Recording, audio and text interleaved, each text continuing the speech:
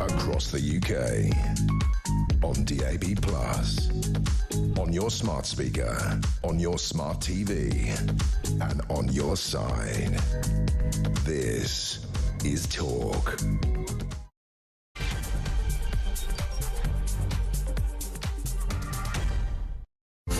Good afternoon. Yeah, thank you to Alex. Back tomorrow morning at 6 a.m. on The Breakfast Show. Lots to come this afternoon, as you've been hearing. Rioting continuing, Portadown, Northern Ireland police attacks. It was a fourth night.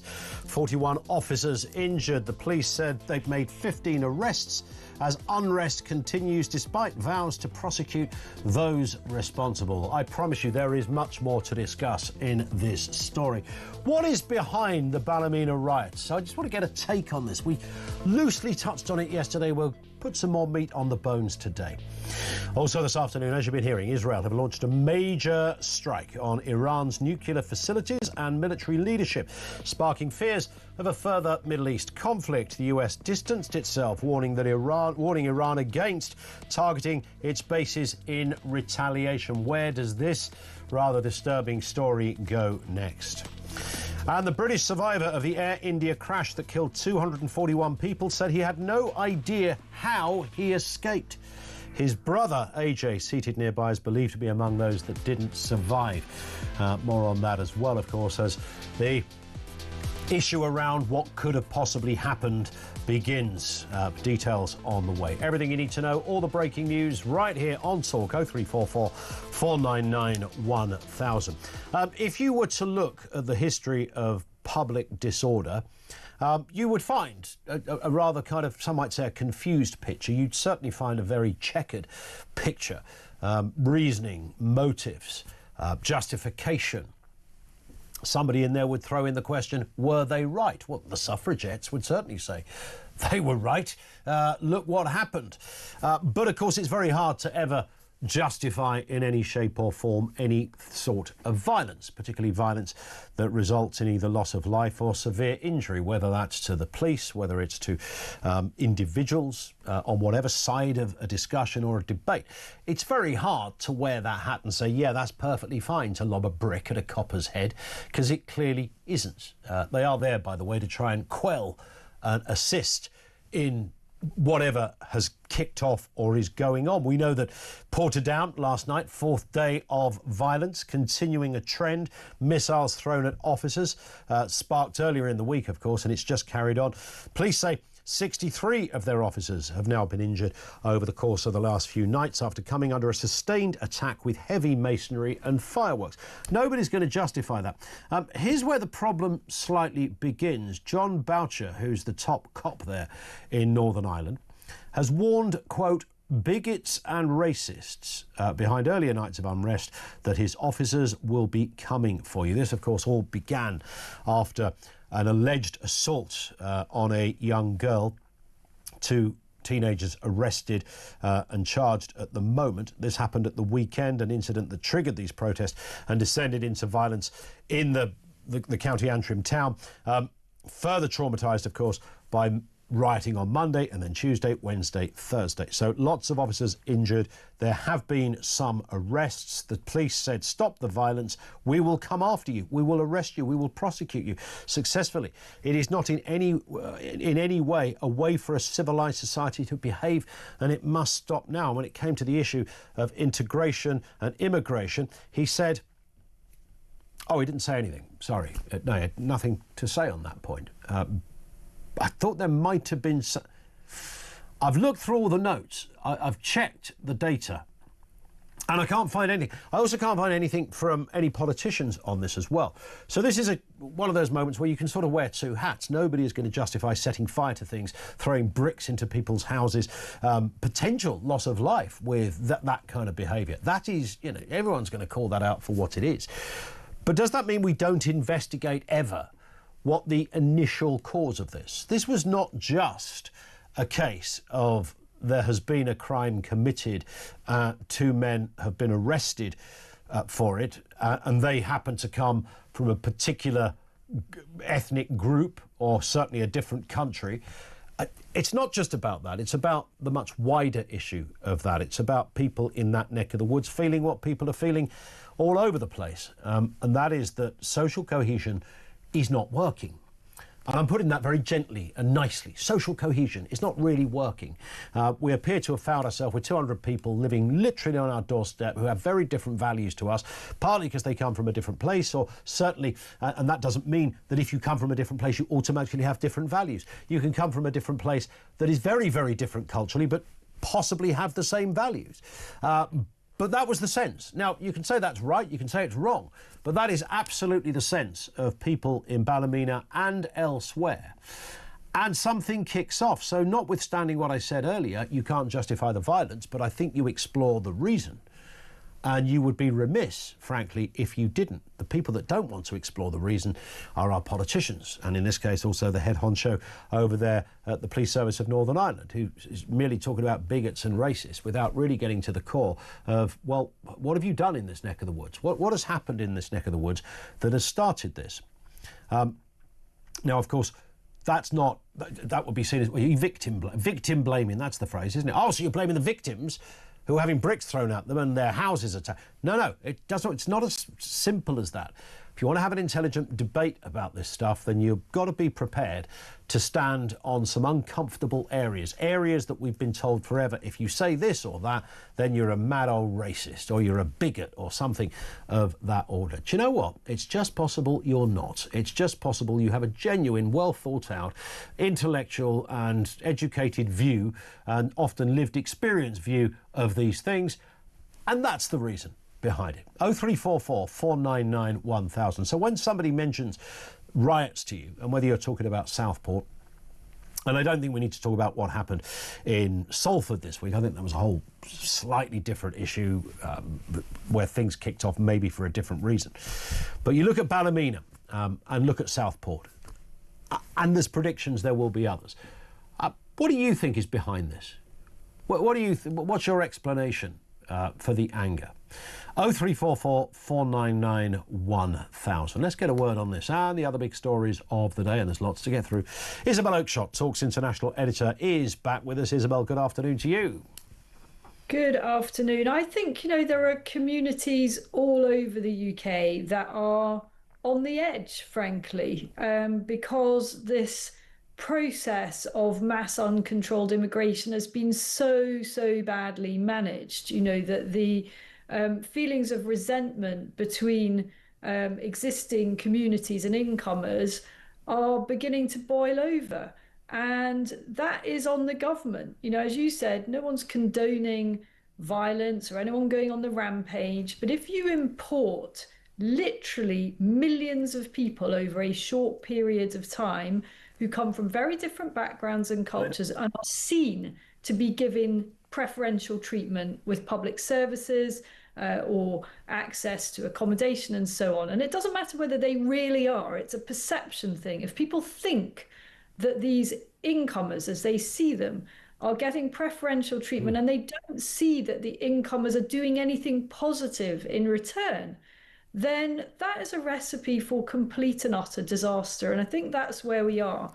And I don't know how this evolves in coming years, because this government has no plan, no possible plan to stop the boats. And it isn't just the boats, we know that. Yeah. The Sun's been doing, Sun newspapers been doing a lot of good work recently, exposing many other dimensions to immigration at the moment. And I don't think this tidal wave of people is actually going to stop. I think some forms of legal migration may dissipate a little bit, but we've got this broiling problem. And I think it's very, very worrying. And what we don't have is a clear sense of unifying identity. The government has been too weak on that. So you can have lots of people from different nationalities and it can happily work together if everybody signs up to a shared kind of agenda. You've got some shared principles and everyone signs up to them, but we haven't done that. Well, it's worth at this point, Isabel, after you saying all of that, which all perfectly reasonable stuff, having a listen to what the Chief Constable said. This is John Bocher. He's the Chief Constable of the Police Service of Northern Ireland. In response to those riots over the last 4 days, he said this. This behaviour, and I completely endorse what the Chair of the Policing Board has said, is wanton, disgraceful, criminal behaviour that is absolutely race motivated. And there it is, Isabel. That is one of those kind of establishment responses that is meant to stop the conversation dead. There's nothing more to see here. You're a bunch of racists. Go home. It's just ridiculous. Look, I haven't been in the area of these riots, so I've got to make that caveat. I don't know how it feels to be there. But people, I'm going to hazard a guess that these people who are expressing their frustration in entirely the wrong way are not actually racists. They are people who are unbelievably frustrated, disaffected. They may be quite ignorant as well. They may have got quite a lot wrong. But one way or another, those people who are behaving in that way are not only culpable themselves, they are a reflection of total failure of government policy. You can't, as authorities, put this all on those idiots that are behaving in that appalling way and say, we, the authorities, have absolutely no responsibility to bear in how our communities 100%. Are breaking down. Yeah, the idea that you would define and conclude the entirety of disquiet based on the race card, it would be extraordinary. But that's where we're at, and we saw our own Prime Minister after Southport do the same thing, Isabel. Yeah, well, it's the laziest way to shrug off your own responsibility and just say these people are not only thuggish, but they're also racist. And in some cases, maybe some of them are. But if the authorities think that that's the explanation and that all they need to do to make this go away is shout that word, then I think that they've got quite a big shot coming. It's bad for everybody. Of course it is. Upside to any of this. I mean, it's awful to have to see people putting labels on their doors saying where they're from.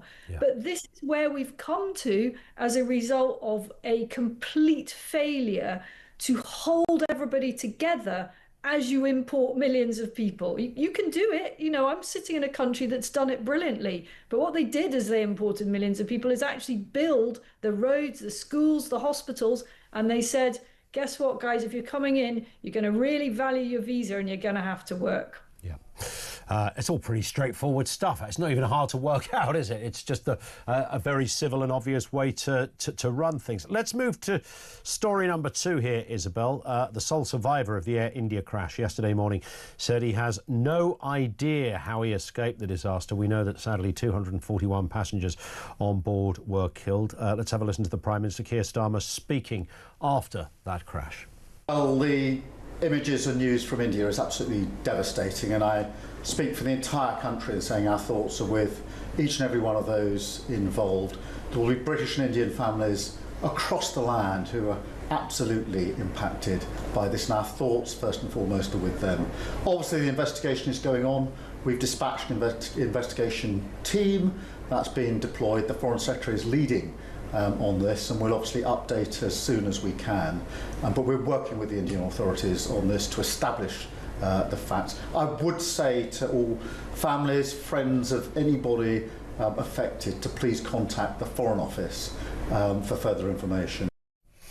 Keir Starmer speaking yesterday. I mean, it was just the most devastating story, Isabel, obviously. Just this curious sort of nugget of good news was that one man happened to, and Lord knows how, happened to not just survive, but literally walk away from it. Yeah, I mean, we're all going to want seat 11A or whatever it was that he was on in any future long haul. And it did make me look again at, the advantage of sitting next to an emergency exit. When you if you've got an interest in aviation disasters, you will find that actually experts say it really does make a difference to your survival odds if you're sitting next to an emergency exit. I think most of us just think, oh, well, if it goes down, we're all doomed anyway. There's going to be such fascination with this guy's story. He obviously will hold the key to some extent to basic bits of the investigation. I think he said that there was a loud bang before the plane went down. That could give investigators quite an important clue as to what did or didn't happen. And the story is so shocking, isn't it? Because we've kind of got used to not having big airliners go down. There are intermittent, periodically, of course, there are tragically plane crashes, but they tend to involve really small aircraft. Typically in the UK, tiny aircraft, maybe have 2 people in them, and elsewhere it's sort of planes that are internal flights in developing countries. And this whole thing of a massive airliner going down as it's on its way to London, fortunately we haven't had anything like that for a very long time. It just doesn't really happen. People think of Lockerbie, but that was a terror-related incident. It just doesn't really happen now. The one thing I sense is missing from this story, Isabel, there's not really any news of casualties who were on the ground. Unless I've missed something here, I would find it extraordinary that a plane could land into a building as it did with people inside it and even those around, and no one lost their life in that position either. I think they did. I think that I understand that there were 8 lives lost on the ground. I'm very happy to be corrected on that, but that's what I think the position is. As you say, looking at that devastating footage there, it's impossible to imagine if that building was busy, that everybody got out of it alive. And I think that it's very early days. India, I've traveled a lot in India, and it's a pretty chaotic kind of place, bluntly. Of course, they've made massive strides and it's becoming very, very wealthy. But in terms of systems and infrastructure and kind of, we're not talking a parallel here with how it would be in the UK, with the whole thing being sealed off and, officialdom getting to work. It may take quite a while before we actually find out just, unfortunately, who has lost their lives and the scale of those who were injured. Indeed. Stay with us, Isabel. More stories still to come. We'll look at that court case this morning in Manchester. Evidence of 7 men who've just been found guilty. We'll explain what that's all about in a moment as well. What is happening in Israel as well. And hapless French cops. There's a title that you don't hear very often. Oh, sorry, yes, you do actually. Usually when it involves boats. Details to come. This is Talk.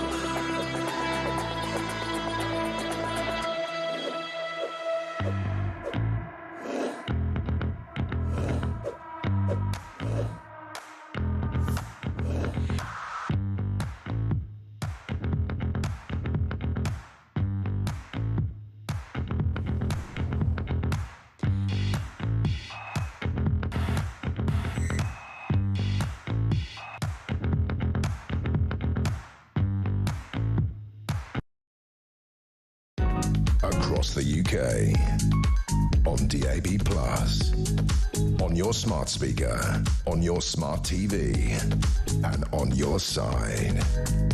This is Talk. 23 minutes after 1 o'clock. We'll go to your calls shortly as well. We have Isabel Oakeshott with us, Talk's international editor. Story that broke in the last hour or so, Isabel. 7 men found guilty of using 2 teenage girls as sex slaves in Rochdale. This was Minshull Street Crown Court in Manchester, hearing evidence in relation to 53 sexual offences believed to have been committed between 2001 and 2006 over 72 days. This is a particularly disturbing story for quite obvious, demonstrable reasons. Not the first we've heard of these kind of stories, and it won't be the last. I mean, how absolutely disgusting. I think the first thing that struck me actually as you read that was how historic this is. You said between 2001 and 2006. 20 years ago. Best part of 20 years ago. So, I mean, serious questions to be asked as to why this has only been prosecuted now. You know, what a set of extraordinary failings that represents. When I looked at the case, it seems that the poor victims concerned were dismissed as prostitutes, when they first complained. They were young teenagers. I mean, how on earth can this possibly have been allowed? Even if they were prostitutes, as young teenagers, they were below the age of consent. So there was a massive safeguarding issue there. I mean, you can't be legally a prostitute at any age, but certainly not at 13 or 14. Why didn't the council step in to take these poor girls into care, get them out of the reaches of these absolutely disgusting middle-aged individuals? I mean, it's truly appalling. As we all know, it's the tip of the iceberg, and it's devastating that this was allowed to go on such an industrial scale. And you know what? When I read these stories, Isabel, if I was reading them from, if they'd happened in 1950 or 1960, I might just about get my head around why, the establishment didn't act. Young girls who do this kind of stuff, are probably wrong uns anyway, blah, blah, blah. None of that would be justifiable or okay, but you could kind of see a strange, odd, almost still a legacy of Victorian thinking around, kids being badly behaved, etc.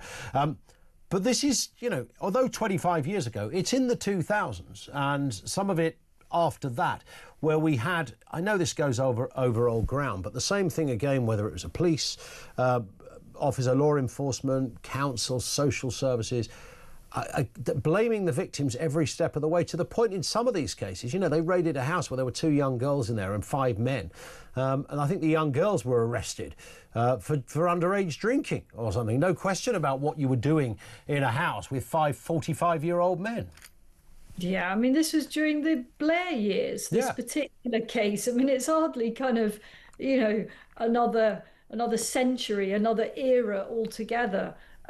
It's astonishing. It really is astonishing. I think that's been part of the problem, is that it is so jaw-droppingly unbelievable that I think that much of the establishment, policymakers, media commentators and so on, just almost didn't believe it. And that's why it failed to get the traction it deserved, until, frankly, this year. It was too big, too awful, too horrible, too when I used to work for tabloid papers, I'm afraid editors used to call low life. They dismissed this sort of thing as a low life. These people are beyond redemption, whether it's the perpetrators or the poor, totally neglected and abused girls themselves.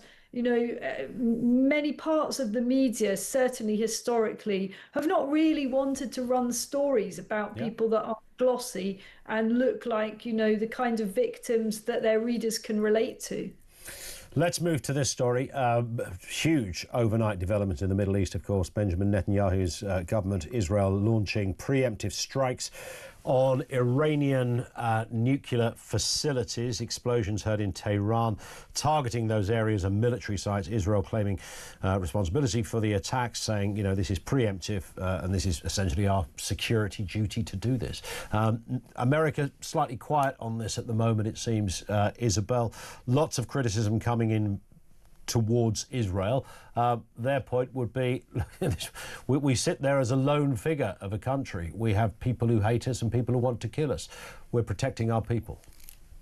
Well, I don't know why people are criticising Israel for this. I mean, Iran has vowed the annihilation of Israel. You know, Israel, it's so easy to forget how tiny Israel is. You know, when you look at the map of the Middle East, you know, Israel makes so much noise, it has so much influence on the world stage and is so dominating in geopolitics that people might imagine that it's this enormous kind of superpower.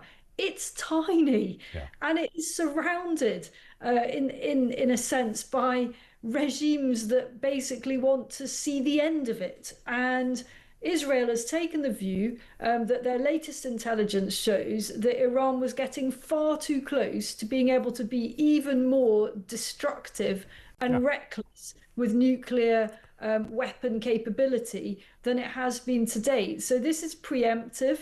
And it appears to have been pretty effective in taking out some very senior scientists in Iran and striking at the heart of Iran's nuclear weapon creation and enrichment capability. And, you know, our listeners may wonder, what do we make of all this? This sort of flares up periodically. Does it become a bigger thing? Is it contained? Is it just a bit of a tit for tat? And mercifully, usually it is a bit tit for tat. You know, Israel or allies will take out some capability from Iran. Iran will say, we're not having that, and, you know, lob back a few weapons. Hopefully nobody except very bad people get hurt. And then everything calms down again. And that's, of course, the hope in the region, that that's where this ends up. And we did hear as well that President Trump did acknowledge that he knew this was going to happen. He had prior knowledge of it, but said there was no American involvement in the attack.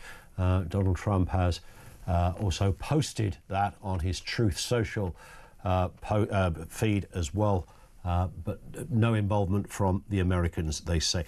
Just a final word, Isabel, bit of deja vu here. I sense hapless French cops are stopping fewer migrants crossing the Channel despite a £480 million deal, of course, from this country in March.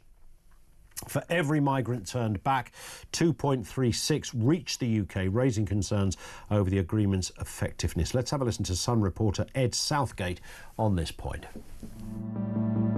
It's 5 a.m. here in Gravelines Beach in France, where around 80 to 100 migrants have just got into a motor dinghy behind me, ready to make their way to British shores. They're watched on by about 10 police officers, all in riot gear, just watching on, doing absolutely nothing. They say they can't do anything once the migrants are in the water because it's too dangerous. Now, there is actually one adult with a toddler on their shoulders. They're in the group you can see behind me who have missed the boat.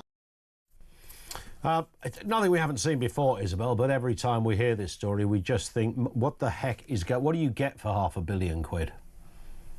Absolutely nothing. I mean, you get being made a mockery of. Yeah, the police say they can't do anything once the migrants have reached the water. Surely begs the question, why didn't you stop them getting into the water in the first place? Well, yeah, they must have stopped. I mean, they're talking here not about migrants who are half a mile out. They're talking about people who are literally paddling in their shoes in shallow water. I mean, the guy with the kid on his shoulder. They didn't get parachuted into the water. They came from land into the water. And walked in, yeah. I mean, this is just unbelievable. And what Keir Starmer seems to think the answer to this is to plough yet more money into our so-called, what is it, UK Border Command, whatever it was. I mean, they announced earlier this week, Rachel Reeves, the Chancellor, announced yet more multi-million pounds for a border command centre that has demonstrably failed in its remit to command the borders. You know, the Sun reporter there is just watching it happening. Where is the border command? What effect has it had? You know, you don't get better results simply throwing more money at an organisation that has done nothing. Yeah. Spot on. And there we see it with our own eyes. If anybody wanted evidence of ineptitude, then literally that is the dictionary definition. Isabel, thank you. Have a great weekend. I was about to say enjoy the sunshine, but where you are, it's always sunny, isn't it? It's going to be a nice weekend, though, at this end. Thank you to her. Over to you, 0344 499 1000. Picking up on those riots in Ballymena What is behind it, as far as you can see? We did hear that announcement from the police saying it's about a load of racists and bigots. Yeah, I don't dispute some racists and bigots around. It didn't start like that, of course. These were peaceful riots to begin with, peaceful protests to begin with. Even the BBC wrote peaceful protests, so you know you're onto something when they're saying it. And it developed, but it's the initial peaceful protest, if you like, that I think is where we will find some answers. Your thoughts on this? And there is that sense, and we were going to do this story in a little more depth yesterday, and although we touched on it, obviously there were some huge events yesterday with the Air India plane crash. So I want to pick up some of what we had begun to do yesterday, just on the reasoning, the thinking, direction of travel. There is a school of thought that this country is heading for more of this across the country over the course of the summer. Let's hope not, but let's investigate the reasons and the thinking behind what is going on with social unrest. 0344 499 1000.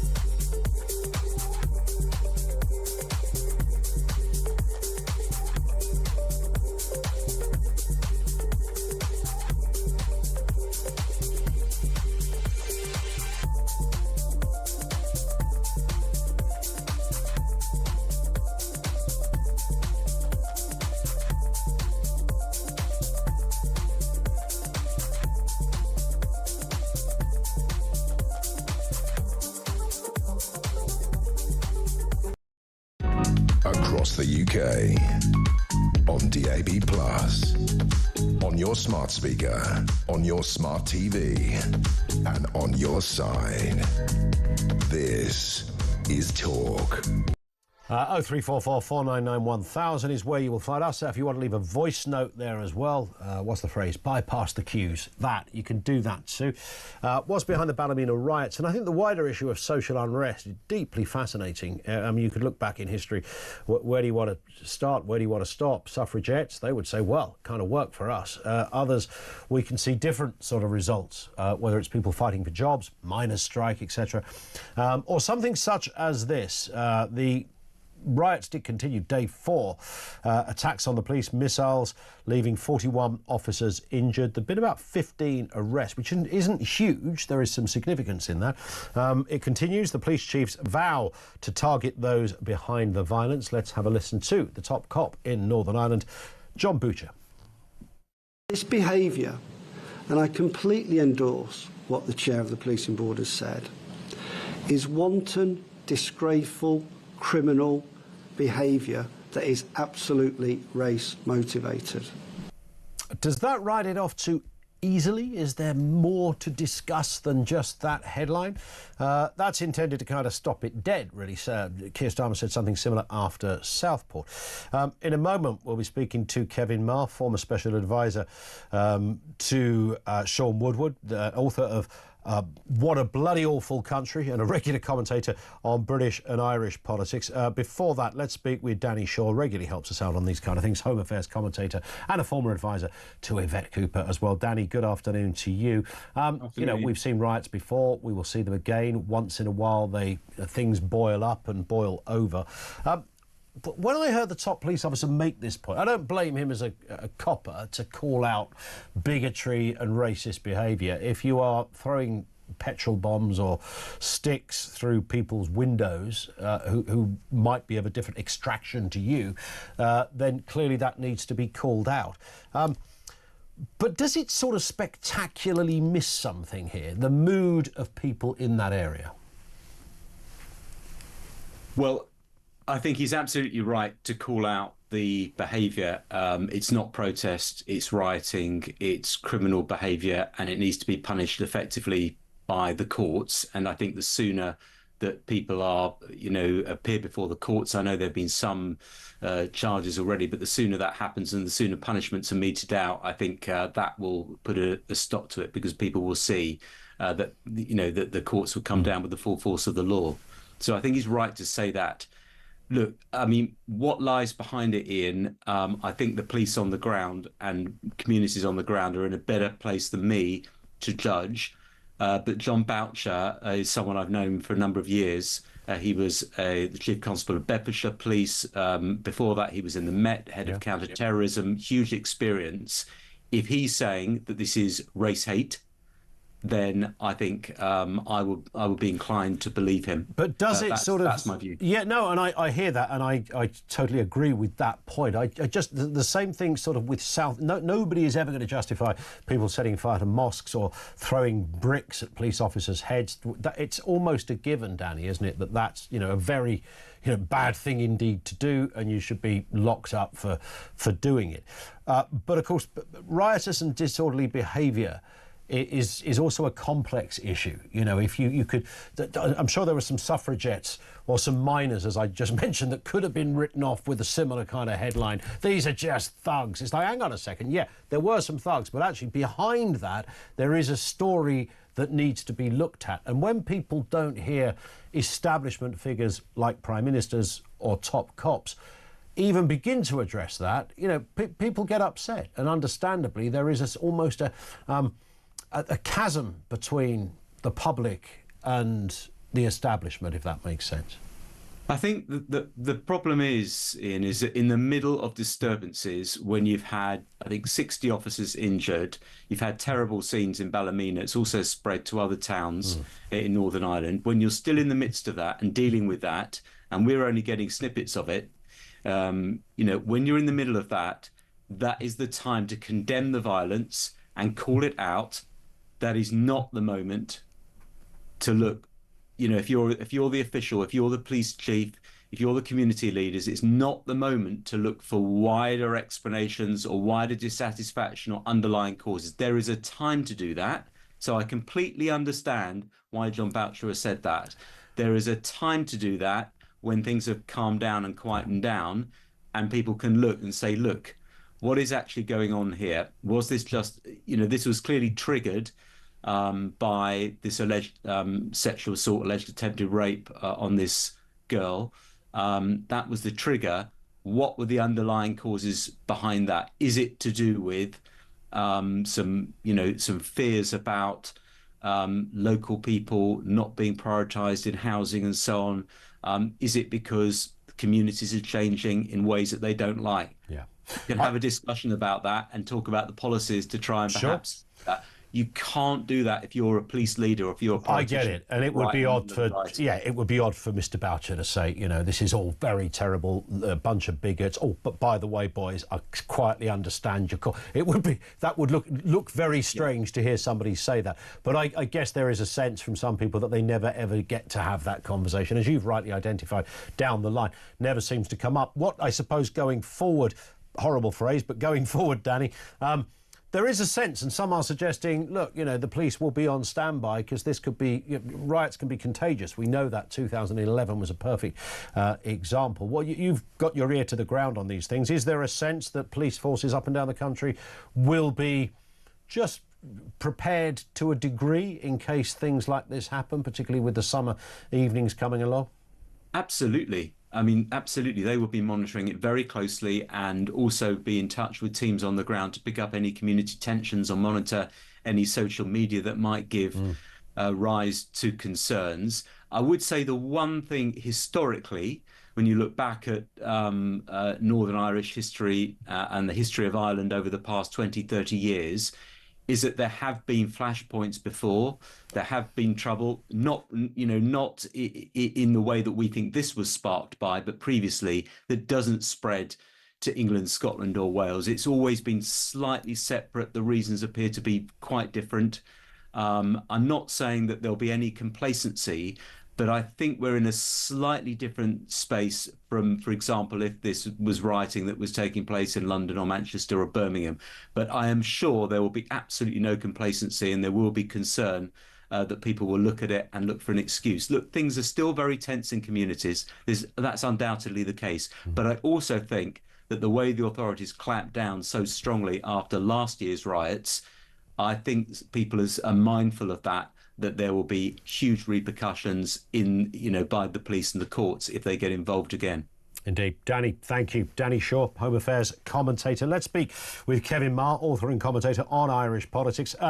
Kevin, look, this is a terrain, sadly, the history of lots of areas of Ireland and Northern Ireland, particularly this area, is no stranger to things that can kick off in the street. We know that from old. Does that make the police more prepared? Does it make them more determined when it comes to responding to riotous behaviour? Sadly, it does. We've seen the imagery of those curious armoured Land Rovers out in big numbers. You can see them there on the screen, of course, completely alien to anybody in Britain. We don't have things like that here. We don't have water cannons here. Water cannons have never been used, ever, in Britain. There's no licence to do that, but they're commonly used, of course, policing the disturbances in Northern Ireland. So yeah, some of these images are redolent of the past. Of course, look at the people throwing rocks with their faces covered. I mean, they're kids basically. They're far too young to have even remembered the Troubles. But the imagery, as I say, is redolent of that. I mean, I think it's worth bearing in mind. There's a couple of curiosities here, if I can put it like that. One is that, if I put this delicately, Ballymena is not renowned for its warmest welcome, if I can put it like that. This is a place where, in previous decades, Catholic families were routinely burnt out by loyalist gangs, just as we're seeing here with a different cohort of people from the Roma community and other migrants as well, being evacuated from homes, having them been set on fire. So we've seen this kind of imagery in this place before, and not in the not too distant future. This is kind of traditionally Ian Paisley territory. He was the MP here for a very long time. It's the evangelical Bible Belt of Northern Ireland as well. These are people that are more likely to have a picture of the King or the Queen in their living room than I would be. So absolutely. And I think what that generates is a very, very strong sense of place and identity. And when that starts to change and erode as the people here obviously perceive it, then it becomes quite a combustible mix. And just as we're seeing across the Western world the issue of immigration poisoning our politics and our kind of governing class, whether they're red team, blue team, or whoever, across Europe and across America, very slow to kind of react. And when you've got often people and the governed and the governing in different places, as you have on the issue of immigration, you're going to start to see problems, and that's by no means an excuse for the thuggery and, frankly, the lo-fi fascism that we've seen here over the last few days. But it gives it some context. It's interesting you raise that, because that's where the line is, isn't it? There's a fine line between, if suddenly someone, and I'll just put this bluntly for the purpose of the conversation, if somebody plonks 200 unemployed Romanians in your borough or 200 unemployed Eritreans in your borough, you might suddenly go, right, okay, I might have a bit of a problem with this, and you might be able to articulate that intelligently. You don't want to burn anybody or throw anything.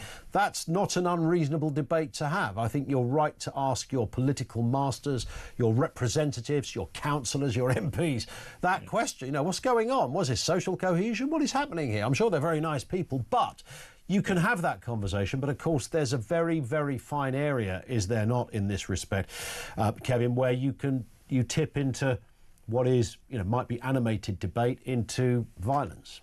Yeah, absolutely. And I think we see as well, time and time again in slightly different contexts in our own country and of course in European countries as well.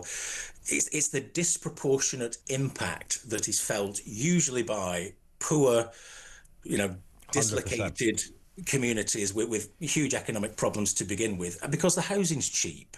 I mean, this is how dispersal policies work. Where is it cheap to put people? And we end up in the invidious position of, if I can characterize it rather bluntly, middle-class liberals salving their consciences on immigration, but not really being too concerned about the effects that it has, usually on poor working-class people, whose communities are disproportionately affected by large numbers of migrants in pockets. So you can look at the totality and say, look, there's not actually that many Roma in Northern Ireland, not that much immigration in Northern Ireland. I think there's 2,500 asylum seekers in Northern Ireland, a population of 2 million. So it's not a huge number, but it's where these people go. They are disproportionately 100%. put in places where the services are not there, where the housing is cheap, where there's already social and economic problems, and it just heaps the pyre. And we see this time and time again. It could be Ballymena, or it could be Northern Ireland this week. It could be the north of England next week. Yeah, spot on. Kevin, great to have you on, sir. Thank you, Kevin Marr, author and commentator on Irish politics. Thank you to him. Interesting one from Pilot Dave on X, who says Ballymena protests reflect frustration felt in the whole of the UK. Unfortunately, protests get infiltrated by activists and turn into riots. Calling it race riots dismisses the bigger issue. Yeah, at those kind of, whether you call them activists or whether you just call them half-wits, those who want to throw rocks at people's heads, whether they happen to be Roma, whether they happen to be the local cop, they completely obliterate the cause for the people who genuinely have an issue and a problem. Having an issue and a problem is in itself not a problem. Nothing wrong with that position, and it's one of sheer frustration for those who are experiencing what they feel is not right in their neck of the woods. But to then be written off under the same bracket as the people that are the bad uns, if you like, just means you don't get hurt. You don't get hurt again, because as Keir Starmer said, all far-right thugs. I mean, that's it. It's kind of conversation over. Well, they probably are all, even if they weren't throwing... You hear this, the liberal elite saying it, even if they weren't throwing the petrol bombs or the bricks or setting fire to anything, they're probably, they want to, they encourage. In that, you're stuck in that sort of strange cul-de-sac. People should be listened to, and people who, are in an area where they're not the most affluent areas really need to be listened to, almost more so than the Guardian reading intelligentsia of Notting Hill. 0344 499 1000.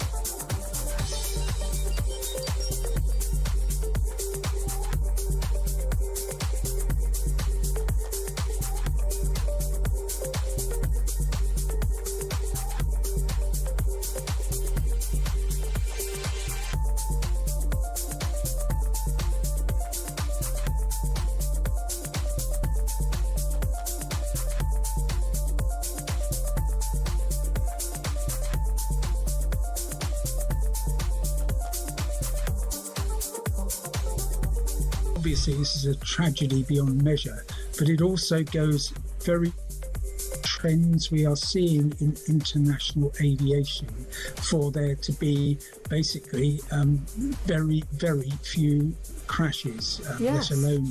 People think of it as that so many people are scared to fly, but it is actually, mile for mile, time spent travelling, the safest form of travel. There are so many areas where, safety has been improved over the years, which is why, of course, such horrific stories become news.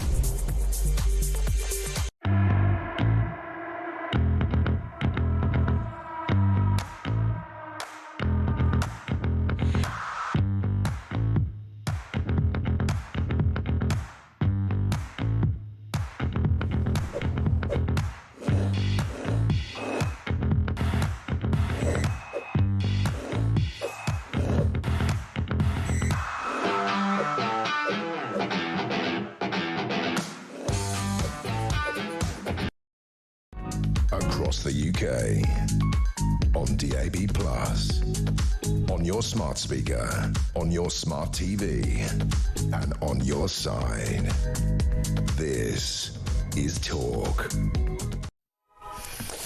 This from Paul, who's somewhere in Northern Ireland, says, what is going on in Northern Ireland is not by thugs, so stop saying this. This is what you can't stop saying what is actually happening. Those that are throwing bricks and setting fire to things, that is thuggery, all right? That's violence.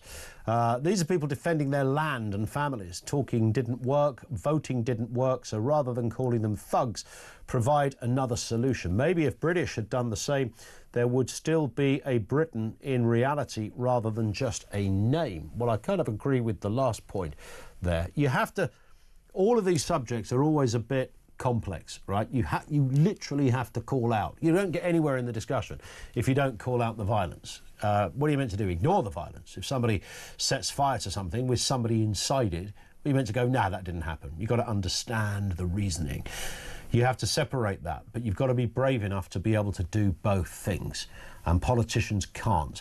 So they will use the term thugs, they will use the term racists and bigots, but they won't then explore the kernel of where this thing began, and that's the problem. This is Stephen in Cambridgeshire. Stephen, what have you got for us? Hi. Hello, Ian.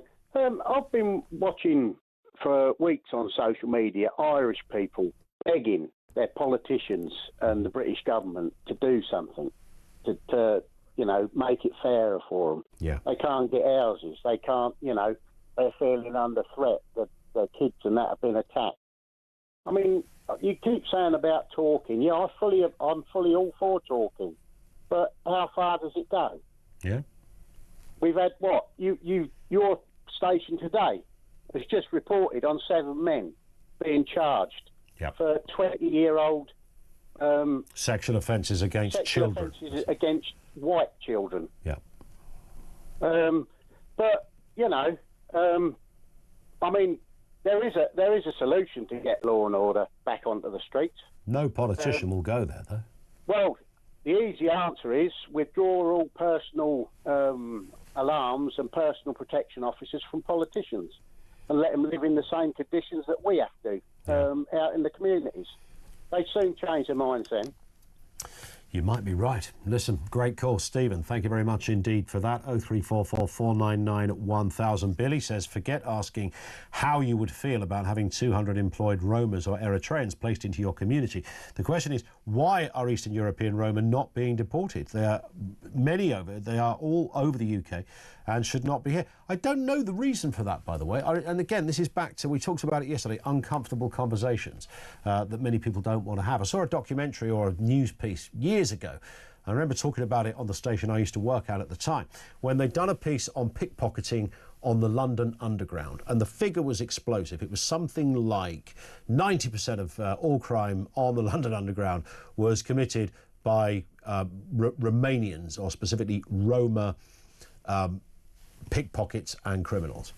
And I remember hearing it said, and I was shocked, because you don't often hear that said. You often hear those kind of figures disguised.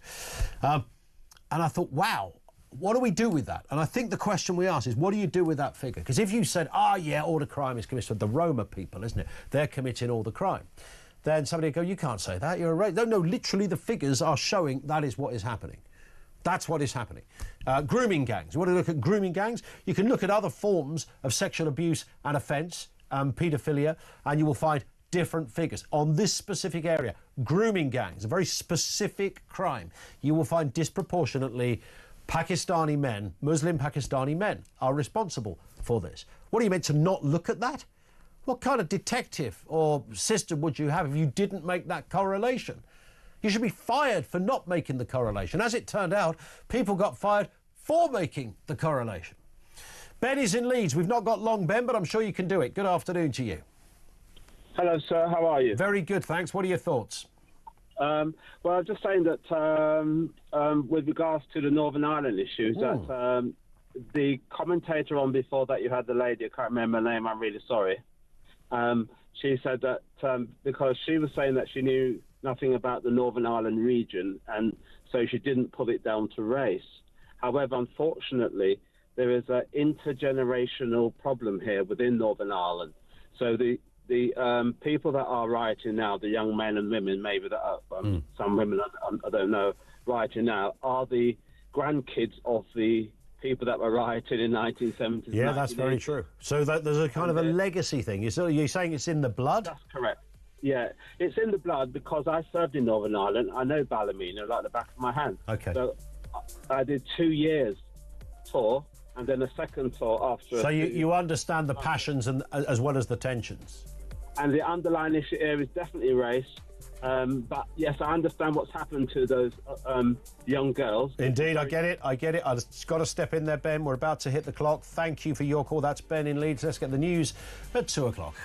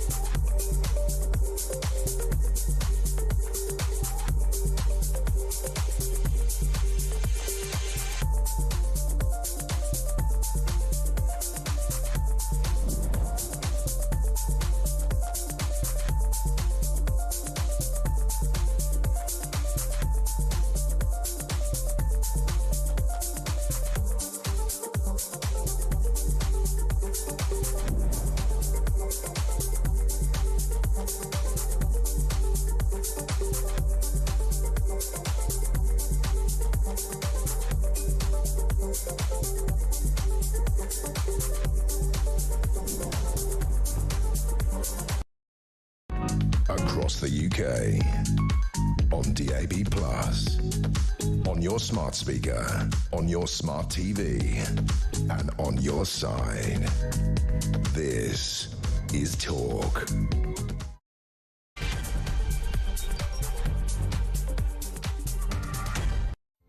Lots to get through. Yeah, good afternoon. Coming up on 3 minutes after 2 o'clock.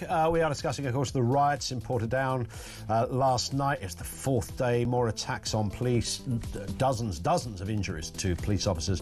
They said they made 15 arrests. It continues despite vows to prosecute those responsible. I do think it's worth looking at the root causes of these things. They often get spectacularly missed and overshadowed by violence, but there are underpinning stories that need to be debated. activated. Also this afternoon, Israel claimed to have hit 100 targets using 200 warplanes overnight. This was massive. They were striking Iran's nuclear facilities, wiping out dozens of its air defense systems and also assassinating military commanders in the process. Mr. Trump has told Iran to make a deal over its nuclear program or there will be nothing left of the country. It's a stern warning from the American president. Elsewhere, the black box of the Air India flight that crashed yesterday has been recovered. The British survivor of the crash, the sole survivor that killed 241 people, has said he's absolutely no idea how he escaped. And it's extraordinary pictures. Didn't just escape, he walked out of a crash. His brother AJ, sadly, seated nearby, is not believed to have survived the crash. Details on all of that. We'll be speaking to one airline pilot that really knows this terrain of what can and can't go wrong in aeroplanes and current safety records, etc. Details to come. 0344 499 1000. Let's get a word on the big stories of the day. Robert Taylor, political commentator, is with us. Robert, good afternoon to you. Hello, Ian. Nice to see you. Nice to have you with us. Let's start then. Northern Ireland, the riots continue a fourth night, and it's all been sorted because the police chief have gone, you're all a bunch of racists. Well, it's always the way, isn't it? That apparently there's no underlying story. There's nothing to see here. There's no reason for this violence to have taken place other than people are racist thugs. We all know there's a bigger story there. Yep. And for me, there are two sets in the dock here. Number one, you've got the criminals themselves. There's no reason to start throwing firebombs at families, whatever the provocation. That's number one. Number two, you've got the politicians who have presided over mass immigration, particularly hitting the poorer communities up and down Britain, including this area in Northern Ireland. They should be in the dock as well. So we've got both of those, and both of those crimes, if you will, I would consider completely inexcusable. Yeah. And it's that point, isn't it? The point of not acknowledging the problem. Because what seems to have happened here, the head honcho of the police has come out and made this statement that these are essentially racists and bigots. And we saw Keir Starmer do something similar after Southport, and that's fine. Call out racists and bigots, call out people who throw bricks at officers' heads. We get it. But never getting to the other part of the story, because life and, even public disorder, as ugly as it is, sometimes you do have to explore what's underneath it. And in failure to do so is a failure in itself. And so for prime ministers and top cops to not even bother to go there, and I'm not suggesting the police officer concerned in this case needed to say it in the same breath, but the community there, who began very peacefully last Monday, on what was undoubtedly a peaceful protest, will feel angered because they'll think, hang on, we're still not being listened to. Yeah, and I think there's also this question of being treated like children. And when the initial reports came out, particularly as I understand on the BBC, not that I watch that station very much, about the sexual assault to 14-year-olds, I'm told, have been arrested. There was the wool was being pulled over our eyes about who these kids were. We were left to guess who they might be. And then it leaks out that apparently they're from the Roma community. They needed a Romanian translation. And while all of that is happening, rumours are going, if you pardon the pun, like wildfire on social media, and the community overreacts and starts targeting the wrong people, innocent people.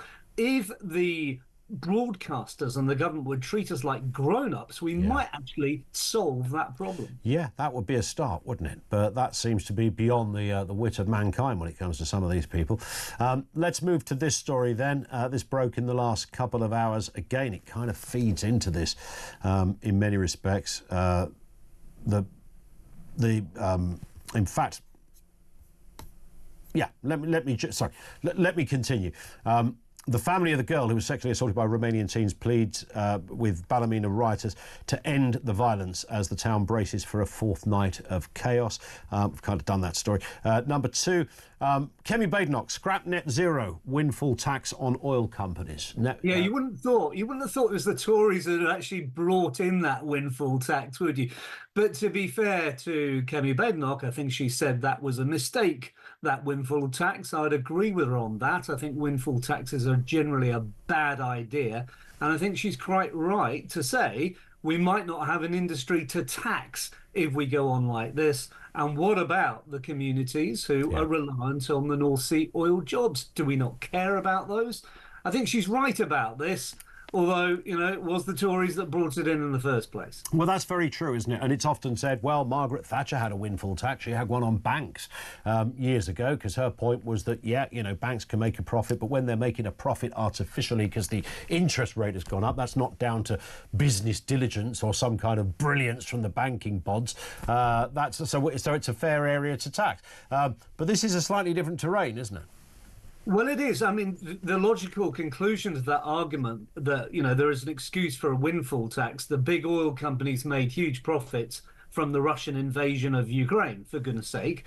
Well, yeah, but does that mean that the government should bail them out when they suffer, when something happens? And then you get into COVID and the huge bailout, paying people to just stay at home instead of working during the whole COVID situation. This is where government interferes too much. I think you should just let the market do what the market needs to do, and we'll all be better off as a result.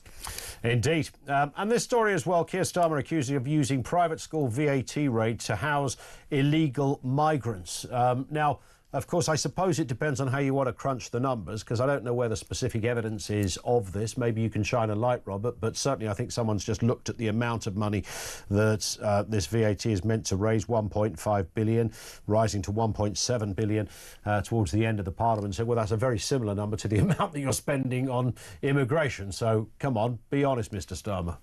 Well, be honest, Mr. Starmer. You're whistling in the wind. If you want Mr. Starmer to be, or Sir Keir to be honest about this kind of thing, we were told it was about creating jobs for new teachers. Well, we haven't seen much of that. We were told that only 3,000 kids were going to leave private school as a result of this VAT on school fees. Apparently, it's more like 13,000. So the state is going to have to educate that 10,000 extra pupils that it hadn't budgeted for. I think this whole VAT on school fees thing has been a complete class warfare mess. I don't think it's actually going to raise much money at all in the end. And in the meantime, you're going to disrupt the education of a whole bunch of kids, which is unforgivable, quite frankly. Indeed. I'm going to ask you about this as well. It's not on the list, but it's worth an ask. How much would you pay for a front door, Robert? You may not know this story yet, but this is the House of Lords, who've had their front door replaced because it was a bit knackered, because it was quite old, not the sort of thing you buy down at B&Q on a Saturday afternoon. But it's cost £9.6 million to replace and apparently doesn't work properly. Well, that just sums it all up, doesn't it? Well, government waste in one little story. 9.6 million on a new door, for goodness sake. Just have no door at all and save the money. Indeed. Thank you, Robert Taylor.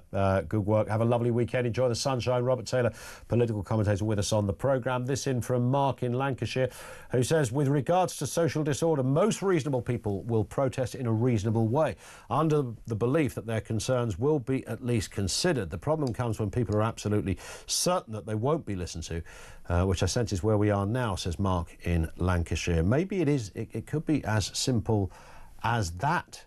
I mean, maybe it's as straightforward as that we simply have a situation where, given the nature of what's being discussed here, or the centre of how many people believe this began, with issues around immigration and social assimilation, cultural assimilation, issues that are just, very unfair, that no politician is going to come back to that. And that, I think, is kind of where we're at on this. They're just not going to entertain the conversation. And, of course, every time somebody lights a firework or throws a petrol bomb, it gives the likes of Starmer and the sort of the legal world loads of ammo to say, we're not going to listen to you. You're a bunch of thugs and racists.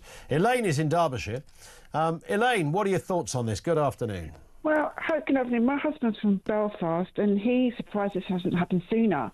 because, of course, Northern Ireland is the home of the punishment beatings. Hence, you've got the band called Kneecap, because, you know, people used to go around kneecapping, you know, drug dealers and things. And the problem with this is what people can see in is the rules are applied closely for my enemies and loosely for my friends. So the BBC said that the riots in LA are resistant riots. Yeah. And the riots in Ballymena were racist riots. Now, at the end of the day, in both places, people are getting up on cars, burning things down and throwing rocks at police.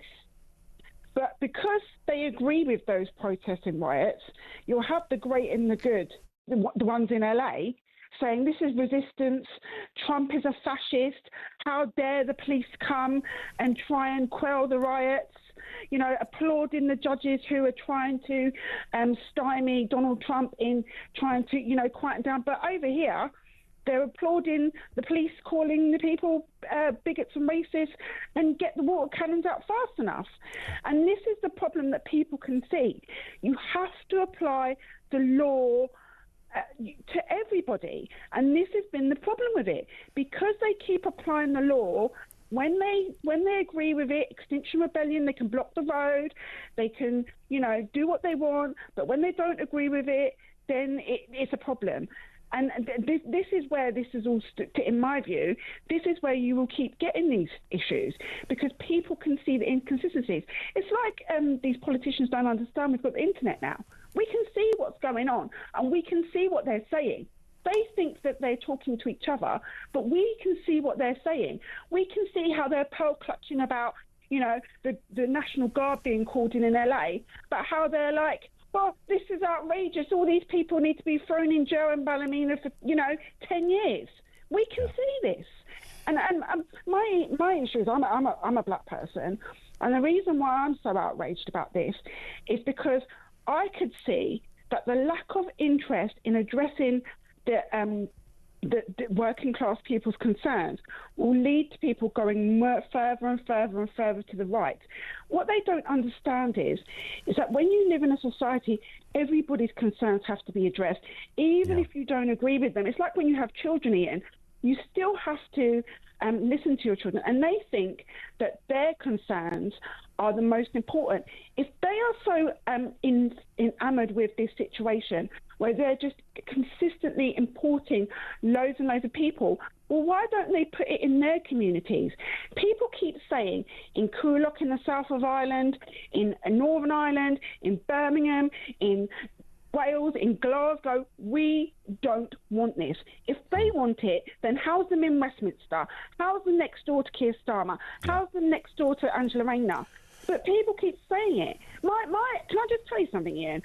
We've adopted 2 children, right? And the adoption support fund has been cut by 40%. 40%, right? We're spending £5 million a day on housing people who shouldn't be here. 100%. I'm not white and I'm not working class. This is not sustainable. We can't get a doctor's appointment. I can't get therapy for my child, who I adopted, who we could have left in care, who would have cost thousands to the state. Yeah. And this country is going to burn down if they do not take action. Yeah, I tell you what, that's about as passionate as it gets. Elaine, you speak brilliantly on this. Thank you very much indeed for your call and your time as well. Elaine in Derbyshire, 0344 499 1000. Let's go to this one from Joanna in Salisbury, who says island violence, calling it racist by bigoted idiots. It's a poor area that is constantly ignored, like areas in the UK, and fast influx of foreigners and no social cohesion. When you see rape gangs like those who were sentenced today and all the things happening in their community, anger overflows. No one has sorted things out or dealt with the problem. They weren't listened to over a considerable amount of time because poor people were supposed to know their place and put up with it. What did they expect? And we touched on this yesterday. Joanna, thank you for that. In how the likes of David Cameron and Boris Johnson, how they see working class people, which may not be malevolent in the conventional sense, but they don't understand it, so they don't really see it, and therefore perhaps ignore it or do ignore it. Ricky is down in London. What have you got for us, Ricky? Afternoon.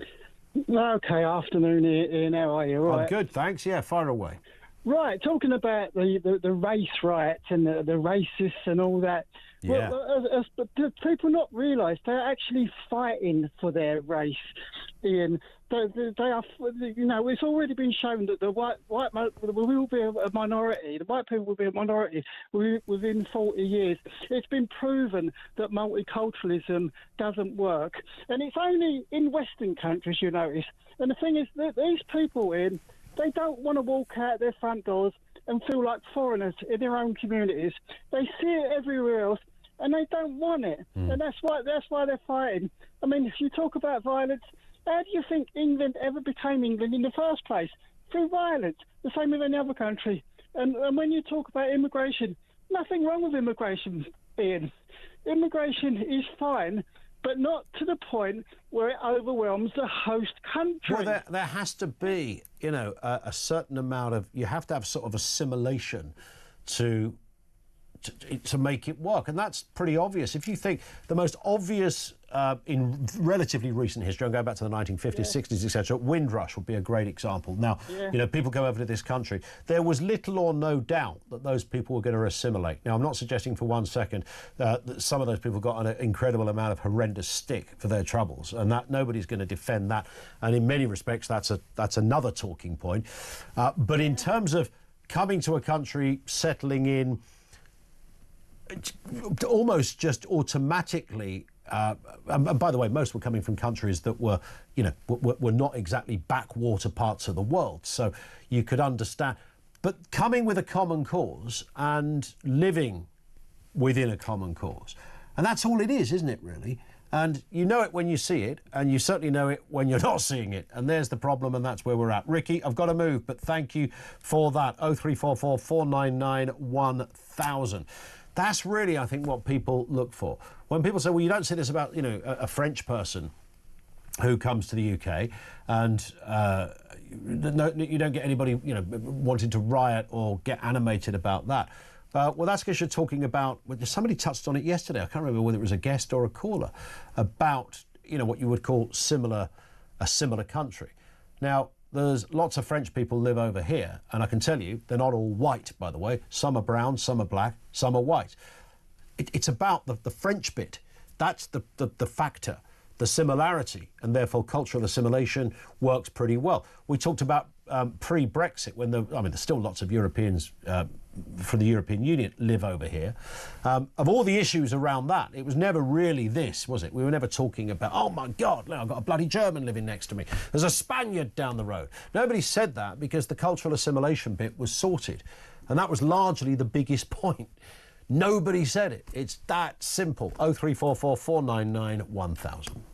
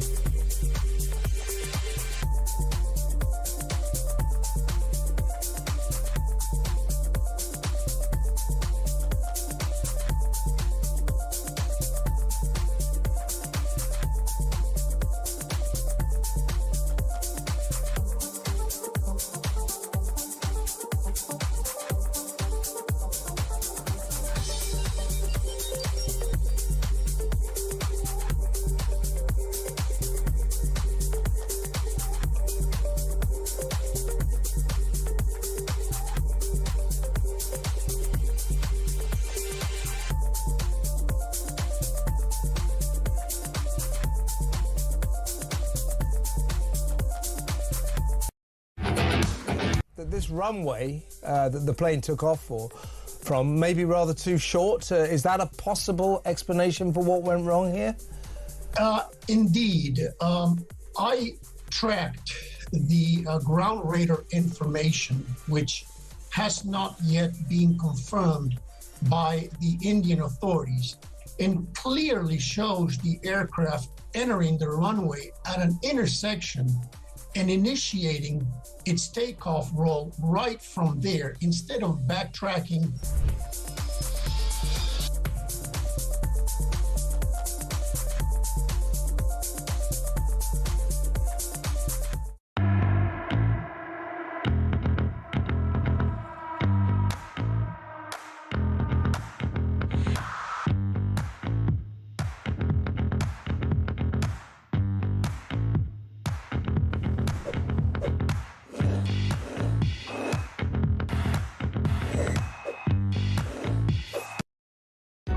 Across the UK, on DAB+, on your smart speaker, on your smart TV, and on your side.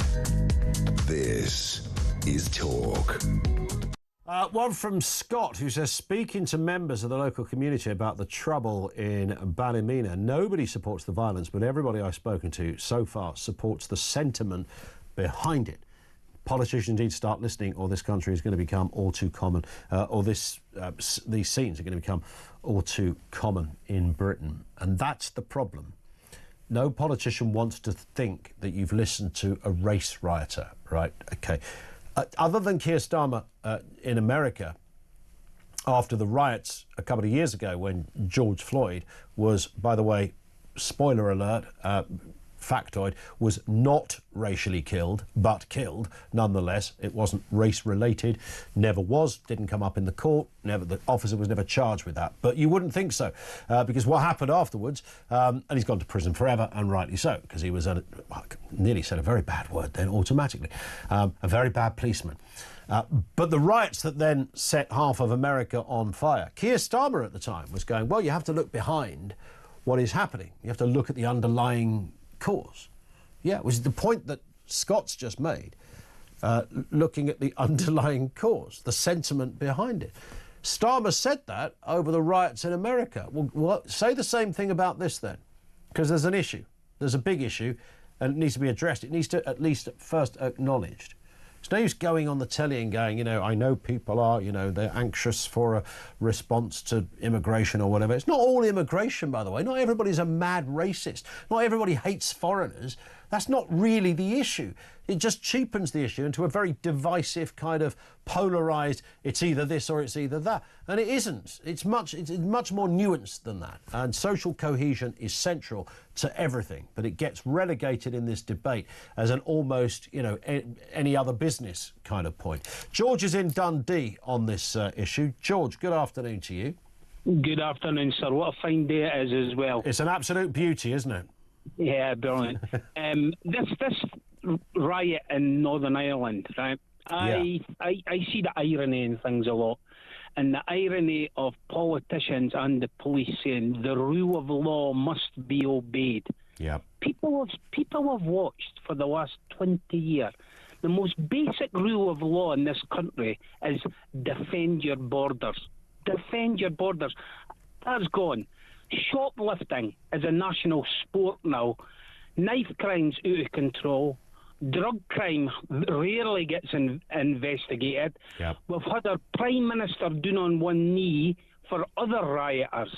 I'm telling you, Ian, it's been slipping and sliding for the last 20 years. Yeah. And now the general population seem to think, well, if it's good enough for everybody else, it's good enough for us. And the problem they've got is nobody wants to live in a country like that. But the law must be applied even-handedly.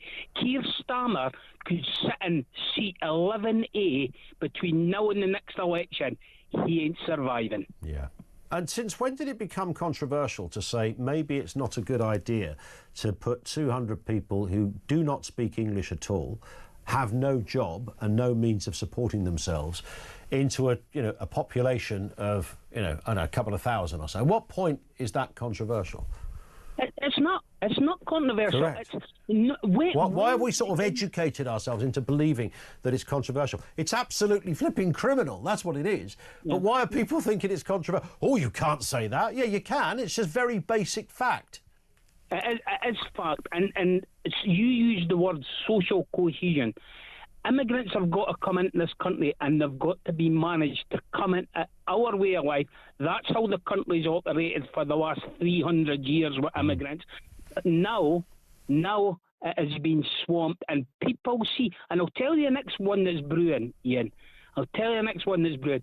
When hundreds of thousands of people lose money on their PIP entitlement and see people that have just rocked up in the last year or two continuing to get PIP, there's going to be blue murder. There is. George, thank you very much indeed. Powerful stuff. Loads of big opinion out there today. Thank you to George in Dundee. Andrew is in Hertfordshire. Andrew, good afternoon to you. Good afternoon. Crackerjack of a show. Unfortunately, Ian, as we saw in the budget, the focus of the government is somewhere else. The focus of the people is on this issue. Yeah. And what you're seeing now, it's not right. We're not condoning it. But you're seeing vigilantism. And it's ironic it's in Northern Ireland, burning people out of houses, tarring and feathering. Sure. And this is where the government of the day is duplicitous. It's looking the wrong way.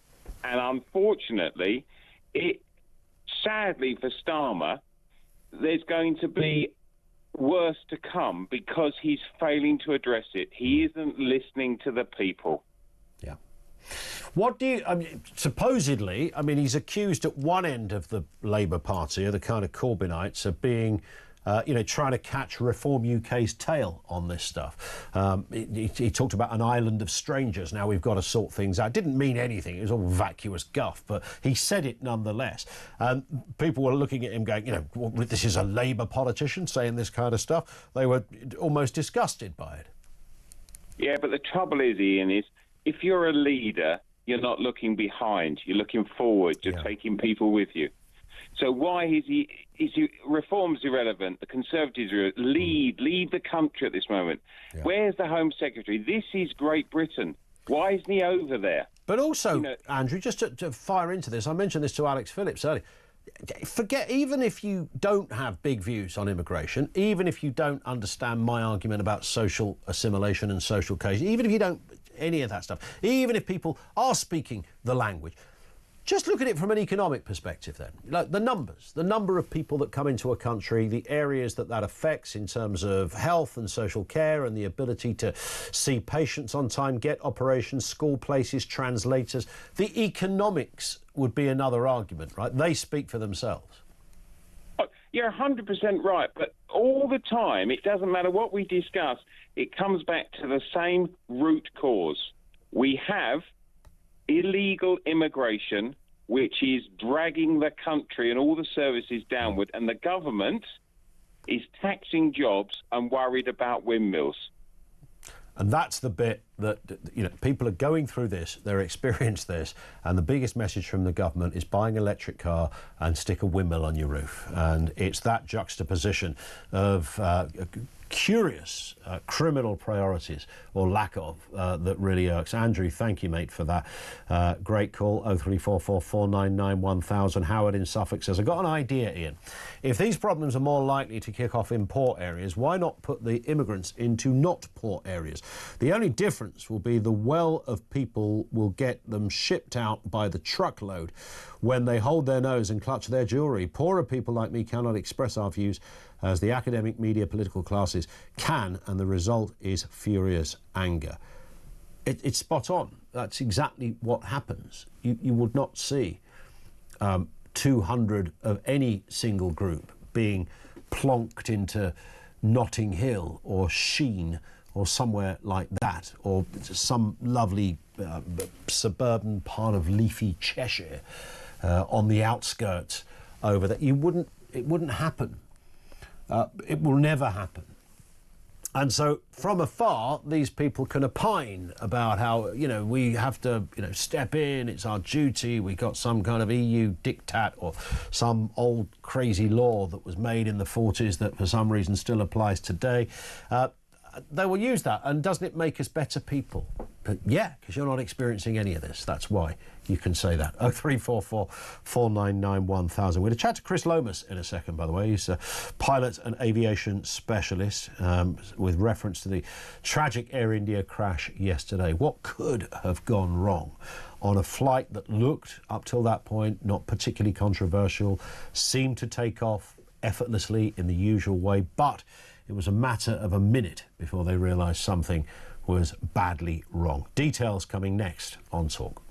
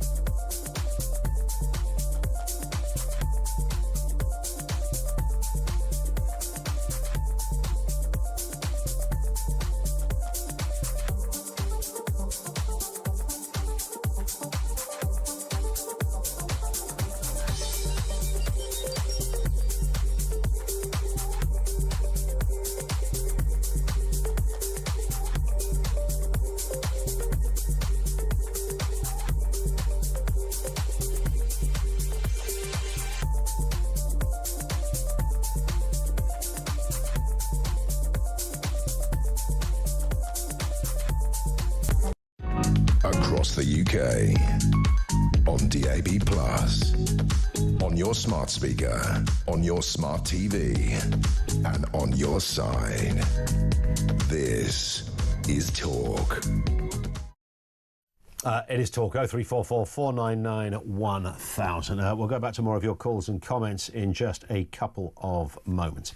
But first, the London-bound Air India flight that crashed and killed all but one of its 242 passengers has had its black box retrieved. The plane, of course, was carrying 53 British nationals when it crashed into a building used for accommodating doctors. One survivor, one British survivor, in now the famous seat 11A. Let's speak with Chris Lomas, pilot and aviation specialist. Chris, good afternoon to you. Good afternoon. Thanks for having me. It's a pleasure. Nice to have you with us. This is all shades of horror, as we know. Nobody can really define or describe this in any other fashion. There is the one very small scintilla of light that there was a survivor in all of this, which is just beyond extraordinary. We might come to that, but broadly speaking, when, as an experienced man with planes like yourself, when you see something like this, what was your first instinct as what you thought could have gone wrong here? Well, my first instinct was to do my best not to think about what had gone wrong, especially in the hours immediately following an accident like this. There is literally not enough evidence, and genuine speculation is just unhelpful. Whilst there's a lot of footage circulating online which shows the aircraft from various angles on the takeoff roll and during the impact itself. And there have been a lot of theories abounded from that. There have been some questions around the aircraft's configuration, so the position of the flaps and the landing gear. There have also been observations that suggest that the ram air turbine was deployed, which is a small device which juts into the airflow in the event of a power failure to provide electrical power to the aircraft. Yeah. That's another potential factor. But then, of course, there are a multitude of other potential causes which relate to the aircraft, the people involved. It could be so many different things, and there is never any one cause to an incident like this. So the short answer is I didn't have one, and I don't know. But we will soon start to see that. Yeah, I was just going to say, Chris, is there, without sounding cavalier about this, but I mean, once in a while there are such things as accidents, and stuff happens. It's 1,000,000 to 1, but there is a 1 in that, and this could be such an occasion. Yeah, absolutely. I mean, I think that the kind of instance that we would put into that ballpark would be something like a failure of 2 or more engines, or in this case of 2 engines. And that's an example, I think, of what perhaps jumps to mind when you think of a failure like that. I think that that's incredibly unlikely. And as I said before, there is never one single root cause of failure. We have a thing called the Swiss cheese model, a series of causes of holes in a process or a behavior that line up to result in an accident. And that can involve both human and mechanical factors, and normally does involve a combination of the two. That is interesting. Yes, there's very few industries, as I don't need to tell you this, on the planet that are as safe and as geared up and coordinated. I think that's the key thing here, isn't it? As the airline industry, if something goes wrong, if suddenly an engineer realises there's a bolt that could be improved, everybody gets to hear about it. This is the way the airline industry has worked, as distinct from, I know somebody made the analogy, the medical profession, which don't seem to learn very well from mistakes, even when they might be fatal. But airlines have been really good. There's a great track record in this area. Absolutely. And I think it's important to reinstate how central safety culture is to, particularly to commercial aviation. It quite literally is at the cornerstone of what everybody does, from the manufacturers to the airlines, despite, what can sometimes, the impression you can sometimes get. It is a genuinely huge part of the business. And there are decades of learning and of experience that have gone into making air travel statistically the safest way to get from A to B. I noticed there was one video that was, and it's very distressing watching this stuff. I don't enjoy, if I didn't do this for a living, I don't know whether I would see some of this stuff. Because you are looking at people who are, 3 minutes away from jumping on an aeroplane, having the best day of their life, very excited, and then, of course, we now know what happens next. That, to me, it's very uncomfortable and disturbing to see that contrast of, life 1 minute and then we know what happened. But there was one in particular where somebody seemed to be suggesting that nothing on the aircraft was working. The air conditioning wasn't working.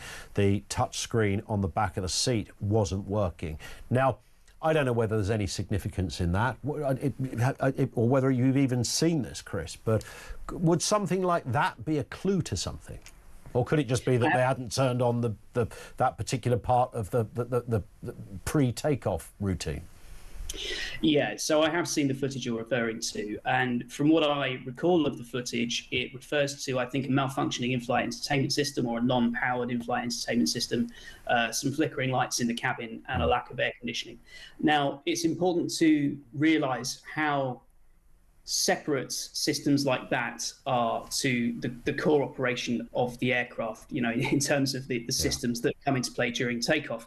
A lot of those are quite peripheral systems, which are maintained on a daily or weekly basis as necessary by the airline staff. And on an older aircraft, such as this 7878, which was 11 years old, if I recall, you do find that unless the cabin has been completely refreshed in that time, towards that time in the service life, you do start to see some of the fixtures and fittings getting a little bit loose. The plastic may flap around a little bit more. The IFE may occasionally go a bit jittery. Yeah. And when you think about the air conditioning, when the aircraft is on the ground, typically the aircraft runs on ground power. That stops us burning aviation fuel and helps keep our carbon emissions down, which is a huge goal for us as an industry.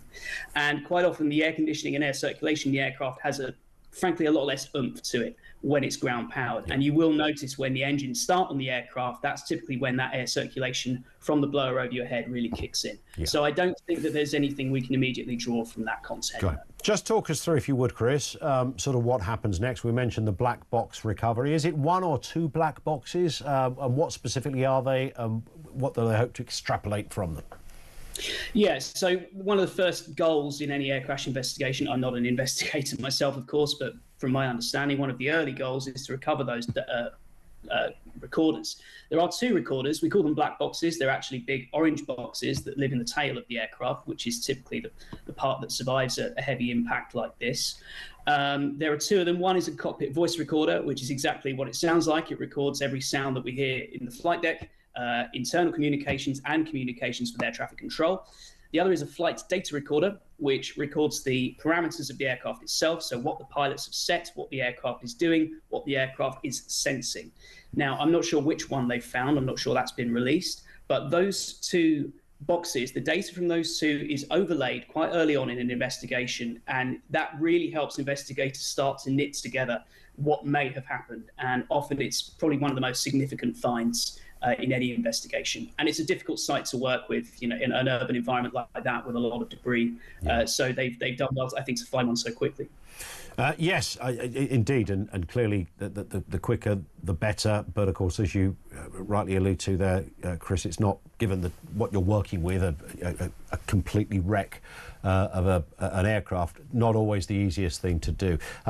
And just a word on the one survivor. I would imagine I would speak for you on this one as well. I mean, people often use that word, it was a miracle, but when somebody survives a crash like that, not just survives it, but gets up and literally walks away from it. Yeah, it's quite astonishing. If that is the case, then it's really quite incredible. We refer to in the industry this type of accident as a hull loss, so the complete loss of an aircraft where it is no longer serviceable. And this is the first hull loss we've recorded of a Boeing 787 Dreamliner. So that's a very significant event, whatever the cause turns out to be.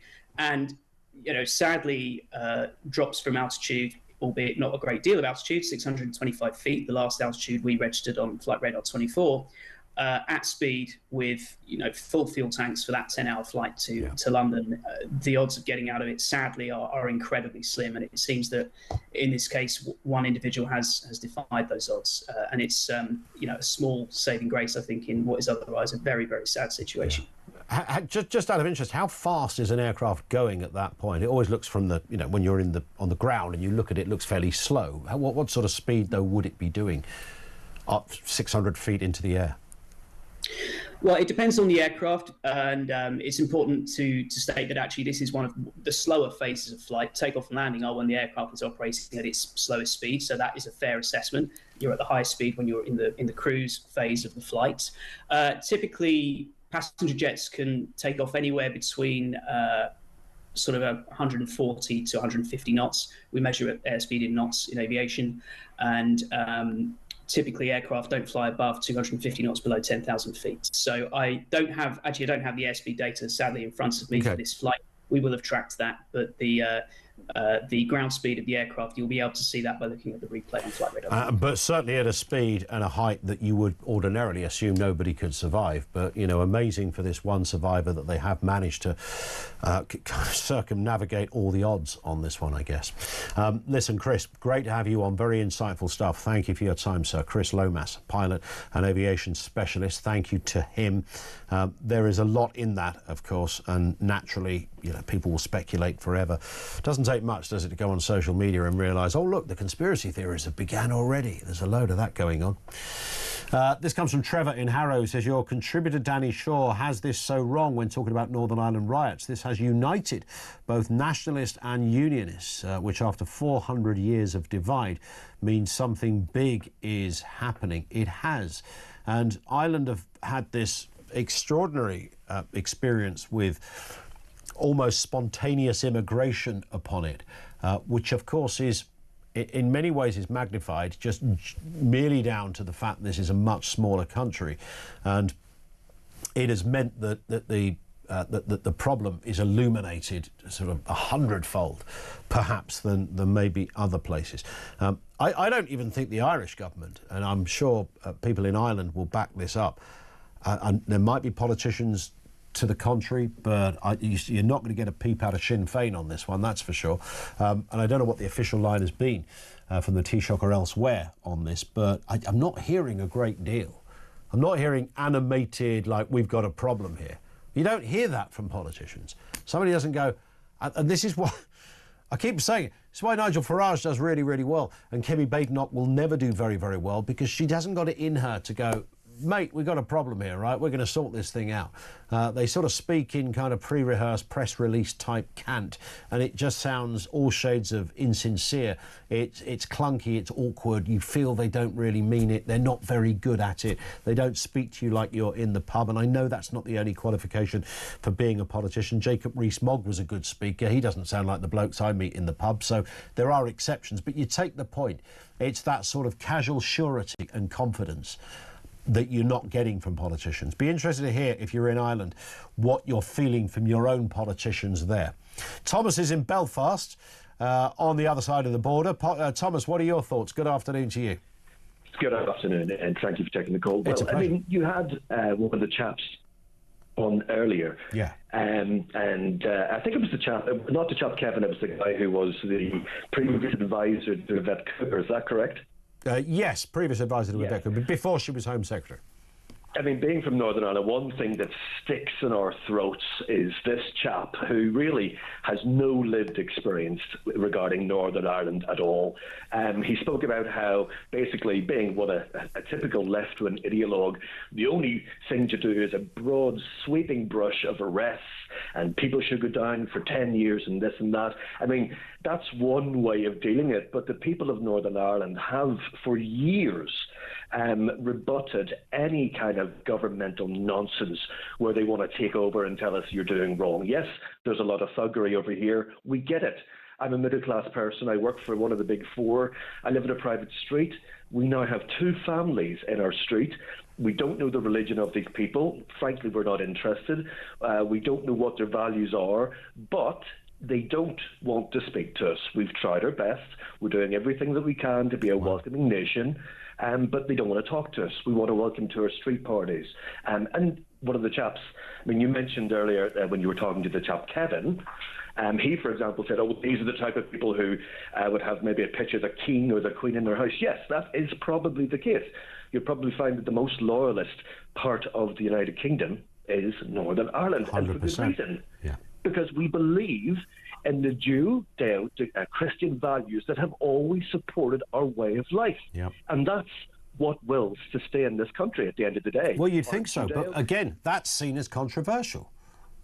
Well, I mean, let's be honest. Why is it controversial? I've got no idea. You're just simply what you're asking for is civility, that horrible word, progress, decency, and all of that. I don't know why that would be weird. I mean, it's only weird for someone who has an absolutely left-wing ideologue attitude. It's, bring everyone in. It's an open borders, WEF. Everyone comes along. It's not a problem.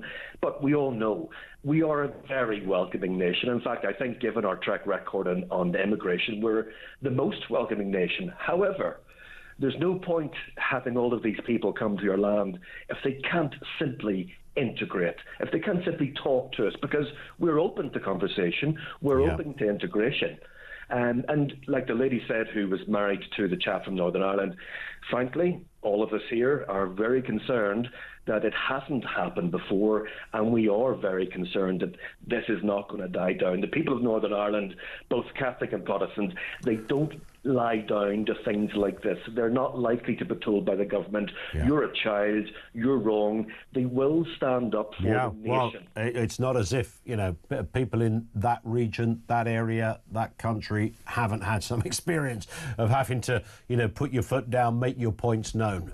You speak with qualification, Thomas, and I thank you for your call, as does Lisa, also in Northern Ireland, says you're 100% correct about Boucher's comments. He's the top chief police officer in Northern Ireland. It was very patronising, tin-eared, and tars everyone with the same brush as a racist thug. Thank you, Lisa, for that. 0344 499 1000. That is where you'll find us. This is Talk.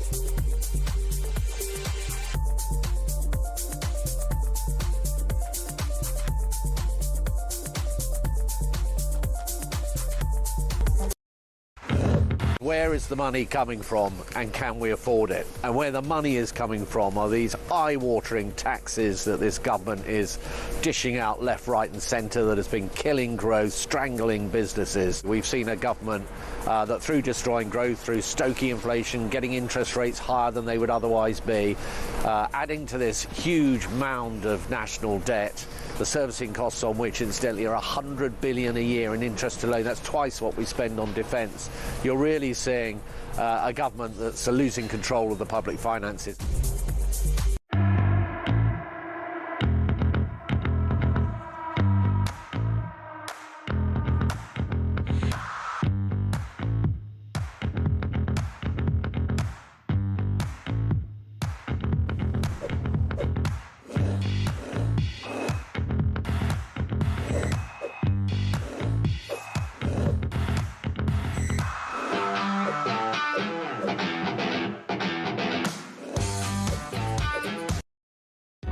Across the UK, on DAB+, on your smart speaker, on your smart TV, and on your side. This is Talk. It is Talk. Coming up on 5 to 3. Lots to get through. Interesting next hour to come. I'll tell you more about that shortly. Before we do, it's the voice of doom. This is the mystery voice of a political nature. Broadly speaking, you're looking to identify a voice, usually a politician, MP, past or present, invariably past, or it's somebody heavily or obviously connected to the world of politics. I think this is day 2. Day 2, because we didn't, for obvious reasons, do this yesterday. So here's the voice again. I can't guarantee that. I've even forgotten who it is, by the way. Oh, no, I've remembered now. This is difficult. This is an absolute stinker. Here it is again. I can't guarantee that. Who is that? If you think, don't phone in because we're not about to give away any prizes.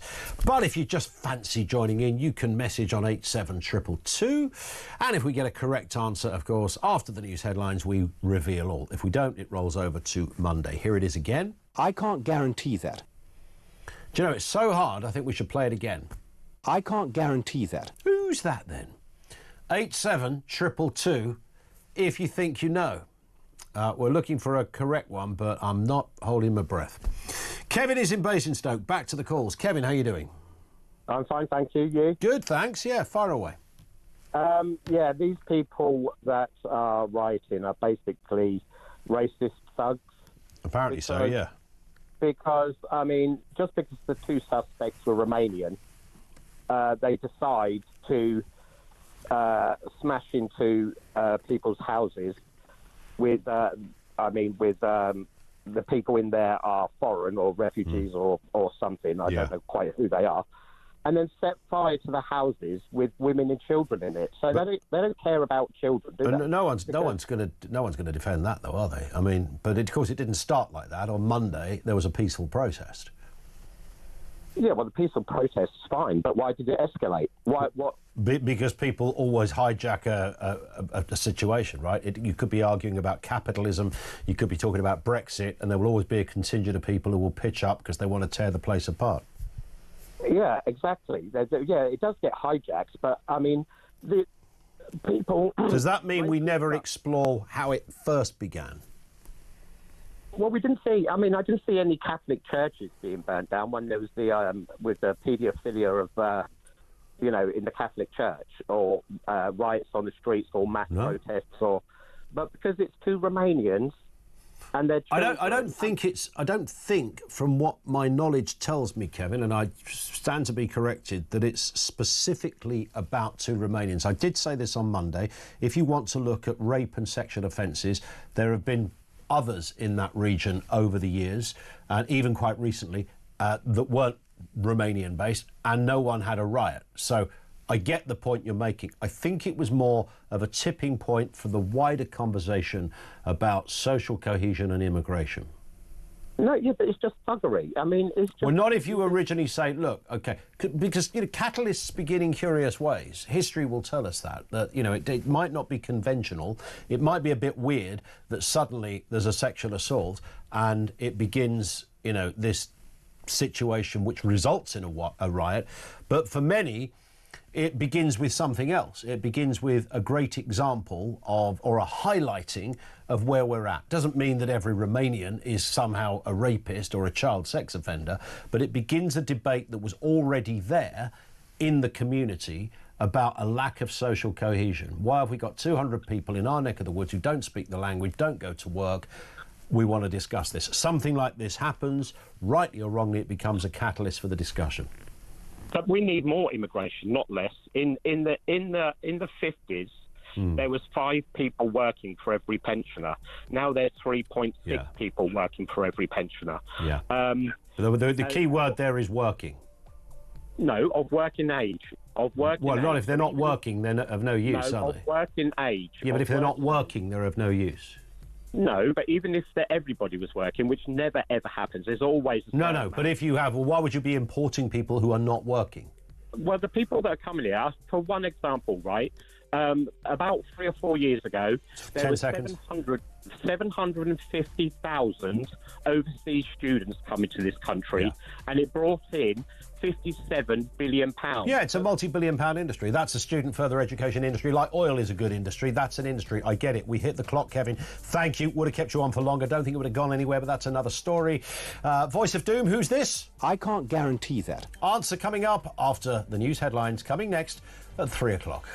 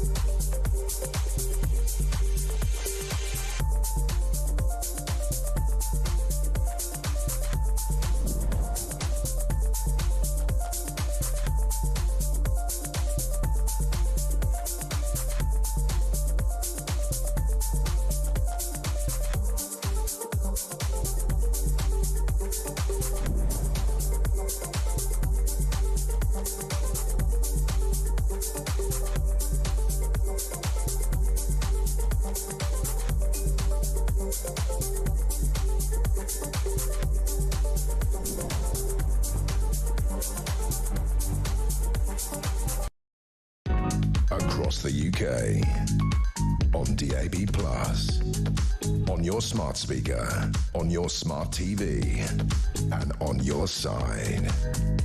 This is Talk.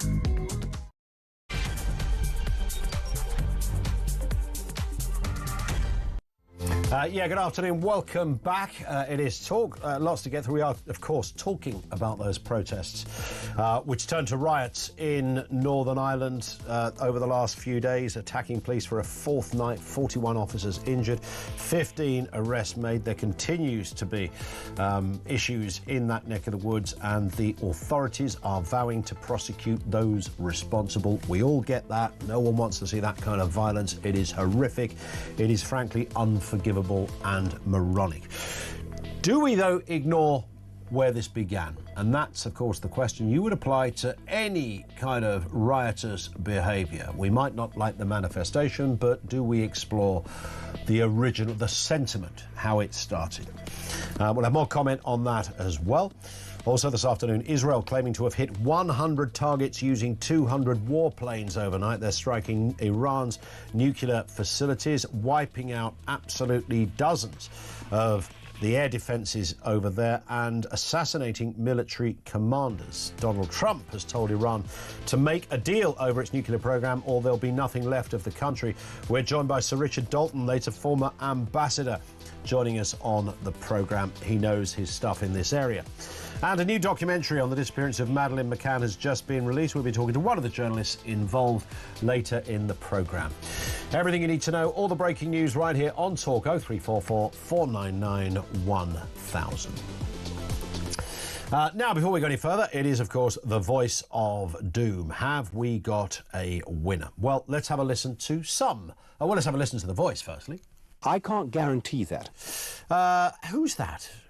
Can we hear it again, Amy? I can't guarantee that. I think that's a really tricky one.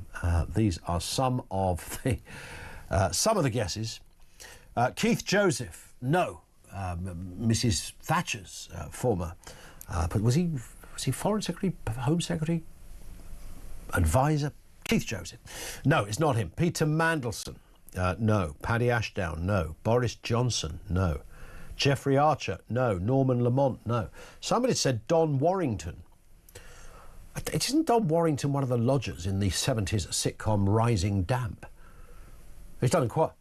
Yeah, Trinidadian British actor. He's done an awful lot since then, by the way. Loads, in fact.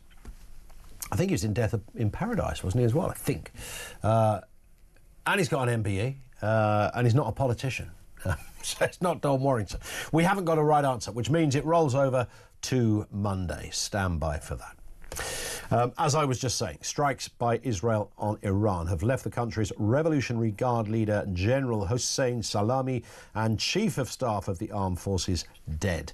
Iran has since retaliated, the Ayatollah vowing severe punishment. Let's speak with Sir Richard Dalton, former UK ambassador to Iran and also to Libya too, here to discuss the latest. Sir Richard, good afternoon to you.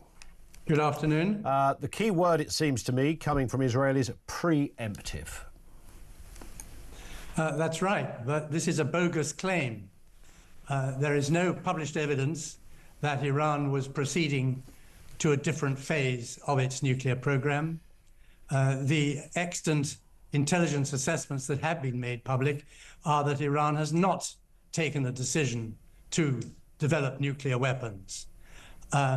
The test of whether an attack that's billed as preemptive is legal is whether the country concerned has the capability, the intention, and whether an attack on the defending country is imminent. Now, Iran has no nuclear weapons. It has no nuclear weapon capability in preparation that anybody knows about. It certainly has no intention to attack Israel with nuclear weapons. Israel cannot say that an attack is imminent. So they cannot argue that it was necessary to use force, that they'd reached the point of no return.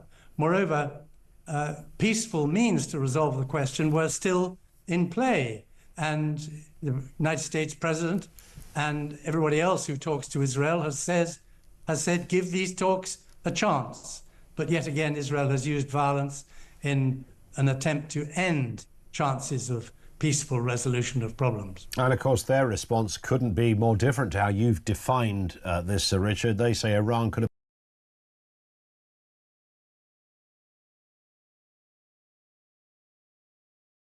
commenting like me has ever been aware, and given the history of Israeli misrepresentations, they've been crying wolf about an imminent Iranian nuclear weapon since the 1990s, and Netanyahu has a particular record in this regard. We are entitled to disbelieve the recent Israeli claims about Iranian intention and capability until it's proved otherwise. What do you think then, bearing in mind, as you have put it, Sir Richard Dalton, that there is no evidence? You're quite clear on that. Others would concur. But of course, Israel aren't stupid. They would know that there will be people like yourself saying, well, hang on, where's the evidence? They must have an answer to this. They keep saying, well, they have got capability. I mean, is that it? Are they just going to repeat that line and they're lying? Well, Israel is reckless, and we've seen that in its devastating attacks on Gaza. It has also no regard for international law. It has no regard for the advice of its so-called allies. It's a law unto itself. And Netanyahu has long planned this attack. He has been dissuaded on several previous occasions by the United States. On this occasion, the United States chose, when informed about the imminence of the attacks, not to dissuade or prevent Israel from going ahead by saying they wouldn't continue to supply all the weapons Israel needs and more. So, although I agree with you, Israelis are not stupid, they are taking a tremendous gamble. Now, it's possible, as they do have the strategic and tactical initiative, that they will do so much harm to Iran as to deter Iranian retaliation of any significant kind. Is this just dominance then, Richard? Is that all it is? Is dominance? Is it showing roostering, showing your colours? It is dominance. It's a habit of mind that, because they've never been held to account for their breaches of international law and their gross behaviour in breach of international humanitarian law, that they can walk on water.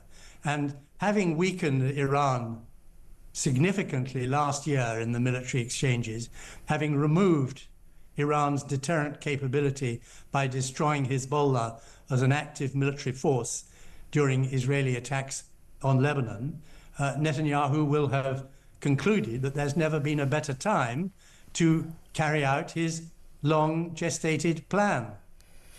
Is it significant that the US President, Donald Trump, has not unequivocally come out and supported this? No. To all intents and purposes, the United States is a supporter. They're trying to reduce the risk of retaliation against their own facilities, and prudence would certainly dictate that Tehran resisted the temptation to go after American facilities. But if there are signs that, contrary to Washington's assertions, the United States is aiding and abetting Israeli attacks, then I would expect Iranian retaliation against American bases. Moreover, I would expect serious consideration to Iran withdrawing from the Nuclear Non-Proliferation Treaty, which would leave us with a more dangerous world after these attacks. And I think, if pushed, Iran might retaliate against international oil trade in its region, thus giving serious headaches for the world economy. So I think there's quite some way to go before the full ramifications of this illegal act of aggression by Israel are seen. Some might say, not unreasonably, Richard, that if this is a country that wants to see the eradication of Israel, something that Israel hasn't called for on Iran, the eradication of all Jews, then popping off a couple of generals and senior leaders is no bad thing every now and again. Well, it's not popping off a couple of generals, is it? That's an absurd remark. It's a wholesale war against Iran. And who wants the destruction of Israel? Iran does not call for the annihilation of the Jewish people. Iran calls for a fair settlement which puts the political rights of Palestinians, who are in the majority in the area of former Palestine, on an equal footing with the political rights of Jews. Now, the Israelis interpret that as a call for extermination, and that's a very potent call in the circumstances of Jewish history for obvious reasons. But an honourable settlement which would take Iran's threats out of the equation has been within the capacity of Israel. It's been within the vision of the international community since 1967. But Israel's refusal to accept a disposition of land such as to secure them peace in the interests of ever greater Zionist expansion has deprived the world of that settlement and left us facing the kind of confrontation that is so dire and dangerous now. If you look at you know this region very well, if you look at this area, Israel is, and I think this is often forgotten when we see, a big military presence and big voices like Netanyahu and some of those sort of hawks that he has around him. But Israel, geographically, a very tiny place in the grander scale of the Middle East. It's, you can hardly see it if you look too far away on a map. And yet somehow the remainder, all of those other countries around it, are unable to collectively find a solution that wouldn't have to involve Israel. I mean, if you take Palestinian people, for example, I mean, where are Iran and countries like that on this one? We don't see hordes of people being taken as refugees almost into... I mean, some countries do, but even Egypt don't really want much to do with it. Well, are you advocating forcible transfer of millions of Palestinians out of Israel, the West Bank and Gaza to Arab... I'm advocating that countries that are very big and very powerful and spacious and have a very similar identity and issues and share a number of issues would be a little more benevolent, perhaps, to the Palestinian people. Well, just think how you would react if a foreign country, let us say Russia, occupied a large slice of Britain and said, well, there's plenty of other British people elsewhere. There's Canada, there's Australia and New Zealand. Let's put those British people who we don't want in the southern half. I'm not talking about whether France came. It is an unreasonable No, I'm talking about aid. I'm talking about assistance right now. I mean, you've got kids and people who are dying, and you might think the nearest neighbours who share a religion and a culture might be opening those doors and say, right, while we settle this, come with us. There is massive aid and assistance coming from Arab countries into Gaza. The problem is that there has been an Israeli blockade of all humanitarian assistance, with Israel using starvation as a weapon. And they cannot get that aid in, whether it comes from us, via the United Nations, or from Arab countries.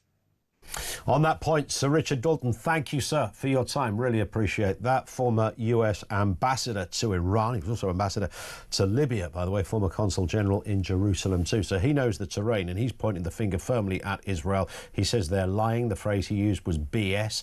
He will not be having any of that. They're building weapons. They're going to attack anyone. He claims they have no capabilities. Well, I'm sure there are bigger brains out there than mine that can respond to that. 0344 499 1000. That's what this show is all about.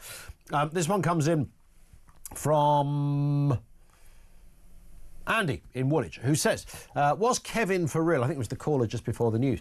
So let's import millions of more immigrants who don't work, because that will help us support the currently retired people. Let's take all the immigrants across the UK and send them all to Basingstoke and see how he likes it. Basingstoke, I think, should be a kind of go-to place in this respect. I jest. This is Anne, who's in Belfast. Anne, good afternoon to you. Good afternoon, Kevin. Great show too on the riots and the problems here. But I just wanted to put a couple of points across.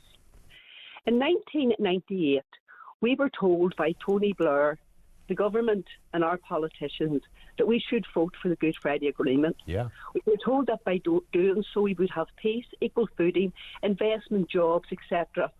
But what we really got, Kevin, was controlled immigration, mass uncontrolled immigration. We got to be the dumping ground. We were the only place left in the UK that hadn't been flooded with immigrants. So we got to queue behind them for housing, NHS places, jobs, schools, nursery places. Yeah. Then when we raised that with the politicians, we were told we were racist and bigots. You can't say that. We're now a multicultural country.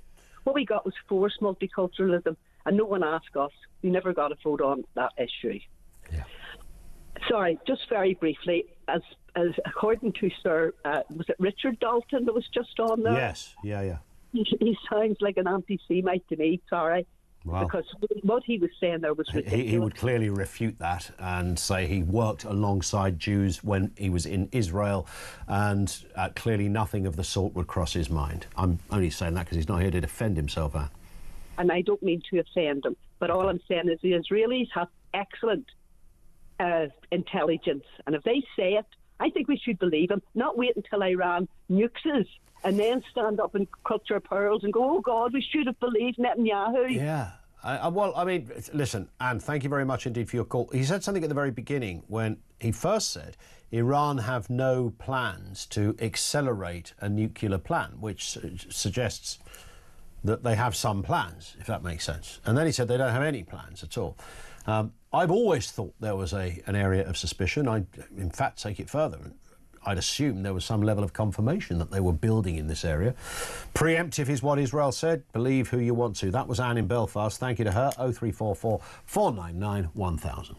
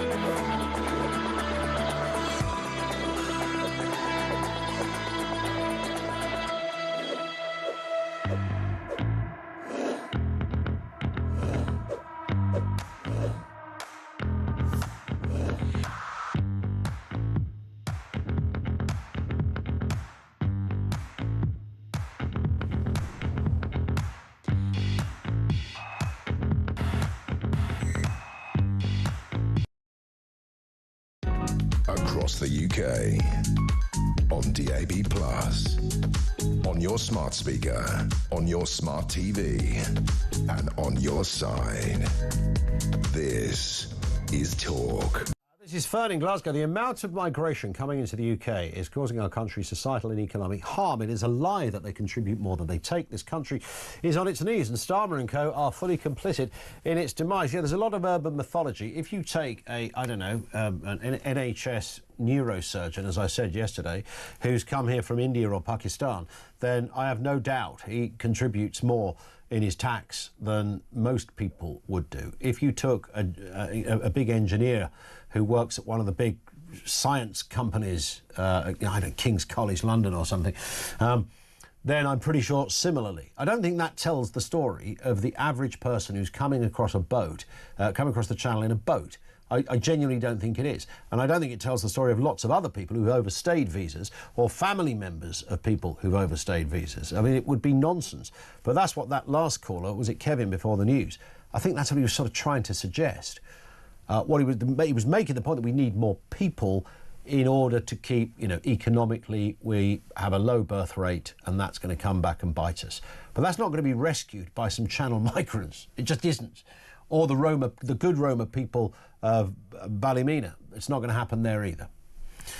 Graham is in Birmingham. Graham, what have you got for us? Good afternoon to you. Hello, Ian. Nice to speak to you again. And you too. Fire away. Well, I'd like to talk about what's happening in Northern Ireland, and the conundrum I see is as follows. So the voters have been consistently ignored for, decades probably. And if they won't be listened to, and we're going to condemn violence, then what is the solution? That's the conundrum. It's a bit like Douglas Murray talks about migration in a general sense. So you've got millions and millions of people who would like to migrate to Europe or to this country. And obviously Europe and England, United Kingdom, can't accept all of them. But nobody can answer the conundrum, because as far as I see it, that is the crux of the problem, which nobody is willing to discuss, as far as I can determine. I don't think anybody's discussing it, is it? Why do you think that is, Graham? What do you think's underneath? I think it's because it's too difficult, or because there isn't actually a solution to it. Well, the solutions are too difficult, aren't they, ultimately? Yes. Well, absolutely. Which is why there's no discourse. There's no. Well, actually, there's a deathly silence. Yeah. And actually, I don't know if I've got any more to add. No, you're right. I can hear the kind of incredulity in your words, which echo the views of a lot of people as well. Graham, thank you very much indeed for that.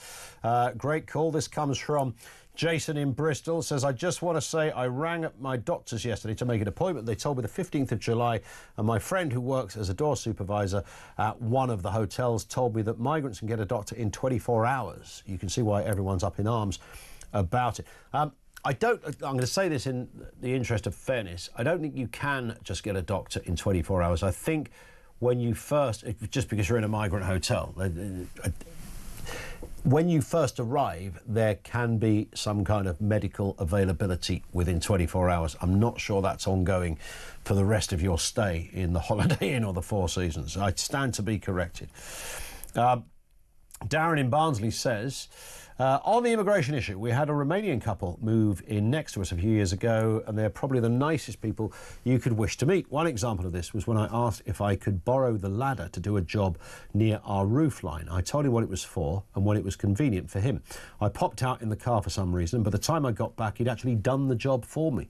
All of the immigrants were like, if all immigrants were like this, it would be a bit more acceptable. Other immigrants in our area are nothing but trouble.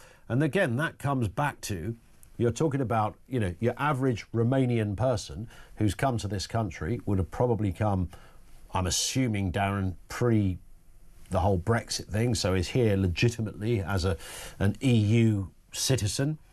And that's where we're talking about cultural similarities, where you could go to Romania. Where have I just been? Is it Romania? Did I go to Romania or Bulgaria, Finn? I can't remember. I can never remember. I went to Bulgaria, that's right. I knew it was that neck of the woods.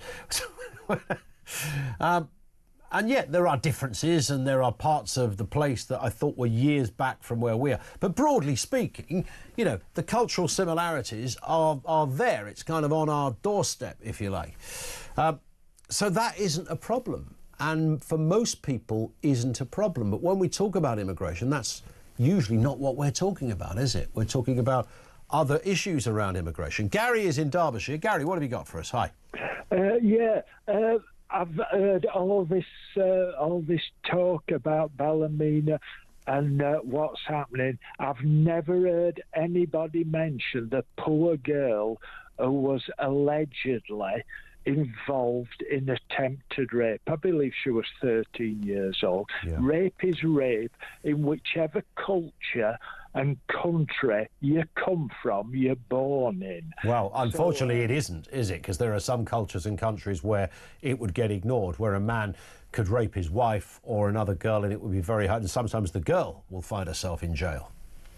Yeah, but basically what I'm saying is the case that's just gone on in Bradford, again, it's involved males and a 13-year-old girl. Yeah. And it's what they call, if you come as a guest to this country, if I went to live I've lived in Germany, I've lived in Holland, you abide by the law. You know what the law of the country is, and you respect it. You know, they're giving you food, the what they call it, they're giving you money, they're giving you accommodation. Why would you push that back in the face and start doing a borrowed Well, you'd think if you were coming to a country and you were here because of immigration reasons, so you've not just come here because you've got an amazing job or you're going to university, you've arrived here for some reason, you've been placed in a certain area, you might think you'd commit no crime at all, not even a flipping parking offence. You'd be so grateful that you've been given accommodation and put up that you would be almost the very opposite to what we sometimes say, that you'd be the perfect citizen, right? I mean, certainly that's how I would behave if I suddenly showed up in, I don't know, Somalia or something. I'd like to think I behaved impeccably, and because I would be grateful for the hospitality. Which brings me on to, if you remember, the people from Kiev, when they came up, have you ever heard of anything that where they came across, the people in our country took them in their houses, we gave them shelter, I suppose 90% of them are absolutely grateful that we've been taken from a war-torn country, and we've looked after them, and they've been valuable members of the community. We've had people from Ukraine cleaning. Absolutely wonderful. I've worked with loads of Poles, hard-working, 10, 15 hours a day, never any problems with them. Gary, you're making some great points, and you echo completely what I was saying just before we spoke about cultural similarities and there being a basic framework. There are differences, and that's brilliant, by the way. Wouldn't it be boring if everyone was exactly the same? But a basic sense of principles in terms of etiquette, how you behave, rule of law, rights and wrongs, simple as that. It's really easy, isn't it, to work out. Gary, thank you very much indeed. And you're living life in a kind of a sort of Judeo-Christian sort of template, which has served us pretty well. Not always perfect, but you take the point. 0344 499 1000. There is a new documentary on Madeleine McCann, which we will be speaking about very soon. But in addition to that, we'll be taking more of your calls. 0344 499 1000.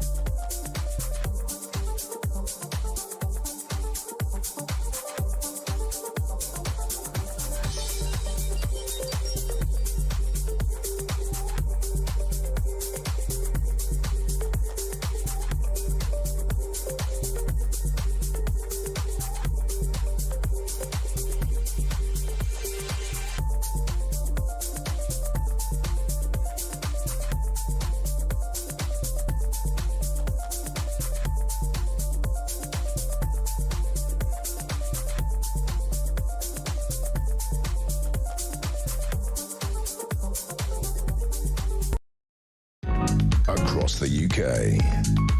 On DAB+, on your smart speaker, on your smart TV, and on your side. This is Talk. It is Talk, 0344 499 1000. Don't go away, Robert, with you in just a second. Derek says, use army camps, good enough for our troops, good enough surely for illegal immigrants. That's a fair point as well. Fern says the amount of migration coming to the UK is, I think I did read that, the amount it's costing, societal and economic harm.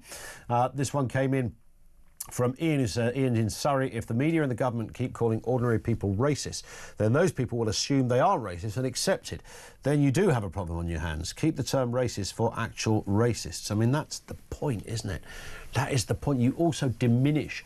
In fact, you don't just diminish or dilute, you kind of obliterate the real meaning of the word racist. You know, somebody having a problem with cultural assimilation does not make them Eugene Terre Blanche. Look him up if you don't know.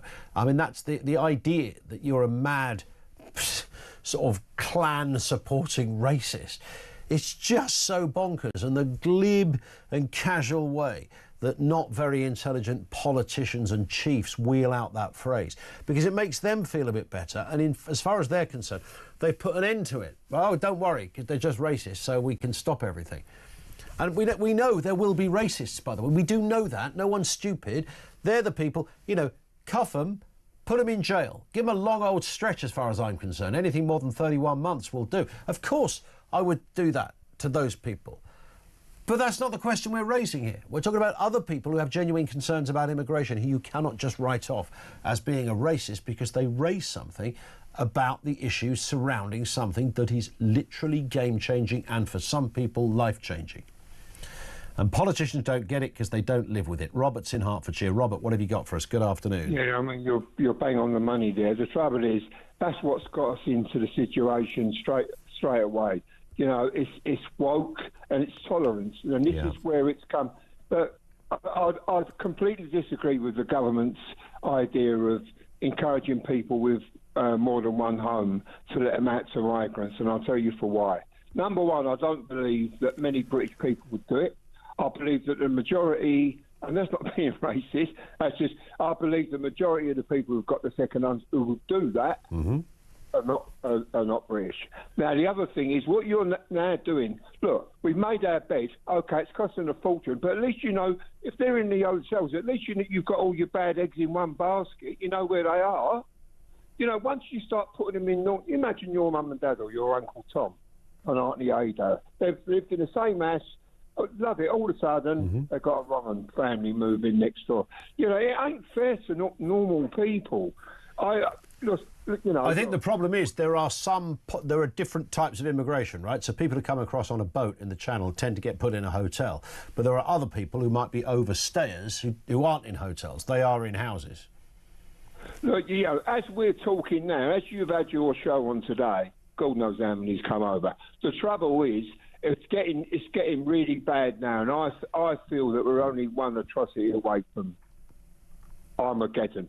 You know, and I don't condone any violence at all. But the trouble is, and people will look at. Listen, I'm a member of Reform. Don't think that Nigel Farage is the Messiah. Yeah. No, he ain't. He won't be able to do anything. Nothing at all. He won't be able to do anything. And he's frightened. See, the trouble is as well. I can say it, you can't. The Muslim vote now has become very, very important. I mean, Sadiq Khan was made a sermon this week. Yeah. I think that was just for services to being a very good mayor, I think.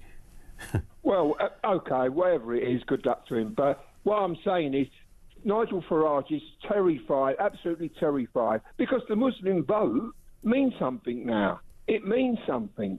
And he's not going to be able to do anything, and nobody is until they sort out the European Court of Human Rights, because he's not going to be able to do anything. That is where the trouble is. You get rid of all the radical lawyers, and I can't see that happening. So I'm not going to renew my membership to Reform. Waste of time. So what if Reform were to pull us out of the ECHR? Then would that not help? I always think it should have been done was moderated, you know, and adjusted to have. Look, we're an island. We are an island. You say, France is, I said to you before, we're like the Rwanda of Europe now. And the trouble is with France, they say, why can't the police do anything, French police do anything? You know why? They're not allowed to go in the water. They are not allowed to go in the water, the French police. Look it up. Yeah. That is why they're getting in the boats where they're knee-high. And that is the... Well, it's not even knee-high. I mean, we've got images and we've shown footage earlier in the programme, Robert, of they're almost paddling. It's like police officers standing there and they're walking into the water, so they haven't even got to the water and no one's stopping them. That's kind of what we're dealing with. Listen, Rob, I've got to move for no other reason. I want to get more voices in on this if I can. Thank you for that. Colin in London says Taranze is a deserted Scottish island, 14.9 square kilometres. Why not build low-cost, quick assembly, temporary accommodation there to house illegals, empty the hotels and HMOs, keep them out of communities and use existing housing stock for British citizens? Yeah, and you don't have to make it... nobody wants to treat anybody like a dog. You know, we've got a proud history of playing the moral high ground, because you'd have to kind of do that. You can make it, very decent and habitable and all the rest of it, but you have to find a place. You have to make it unattractive. You've got to get rid of a pull factor as well. Clearly, it's better for some people to come here than remain in Calais. But then again, if you've ever been to Calais, you'll understand why. Paul is in Paisley. How you doing, Paul? Hi, good afternoon, sir. Afternoon. Did I call you, sir? You're a real sir to me. Oh, that's fair. I've never been... Yes, indeed. I've never been invited to the Palace yet, though, for the Royals. I'll tell you, when I do, Paul, you can come with me as the +1. Oh, thank you very much. I think you should be made, and so should all the members of your team, sirs and ladies. You do a fantastic job. That's very kind. What I want to talk about is, like, say, Ballymena and things like that. Yeah. I think it's the tip of the iceberg. What is really going to happen? I've got a lot of friends all over Britain, UK, and they're saying the same. We're all about the same age group, 50s, 60s. We've never seen anything like this, ever. We thought growing up in the 60s, 70s was bad. This is horrendous. I'm really, really afraid for my kids. I've got 2 girls and a stepson. They're in their 30s. I've got 3 grandkids. I'm so afraid for them in the future. What does the future hold for our grandchildren and kids? Yeah. I struggle to think. I could sit here and slag off Keir Starmer. I'm not even going to give him the airtime. It doesn't deserve it. We really need to stand up as a nation. People in Ballymena have been called right-wing racists. I'm sick to the back teeth of hearing that. It's the classic card that is played, isn't it? I'm proud to be British. I'm Scottish, but I'm proud to be British first. I'm proud of my country. I'm proud of my nation. I'm proud of all the things that have happened in the past. As a nation, we stand together. This isn't standing together now. These woke Labour people, SNP are the worst in Scotland. It's just beyond me what's happening now. The people are afraid to go out. I've been racially abused, attacked, and beaten up with foreign people to this country. So if I'd done it to them, which I certainly wouldn't do, I would be a right-wing racist. So really, would you call them for doing that to me? Yeah. Beating up, doing my job, nearly ran down by wind, aiming his car at me for doing my job. What I was doing at the time, I used to buy cars, and they didn't like what I was doing, and they called me all the white F, the white Bs, everything. Wow. So what do people actually think nowadays, what's going on? We're not racist. We want our country back. We just want our country as we grew up in. We're proud to say we were British. What is so wrong with asking for that?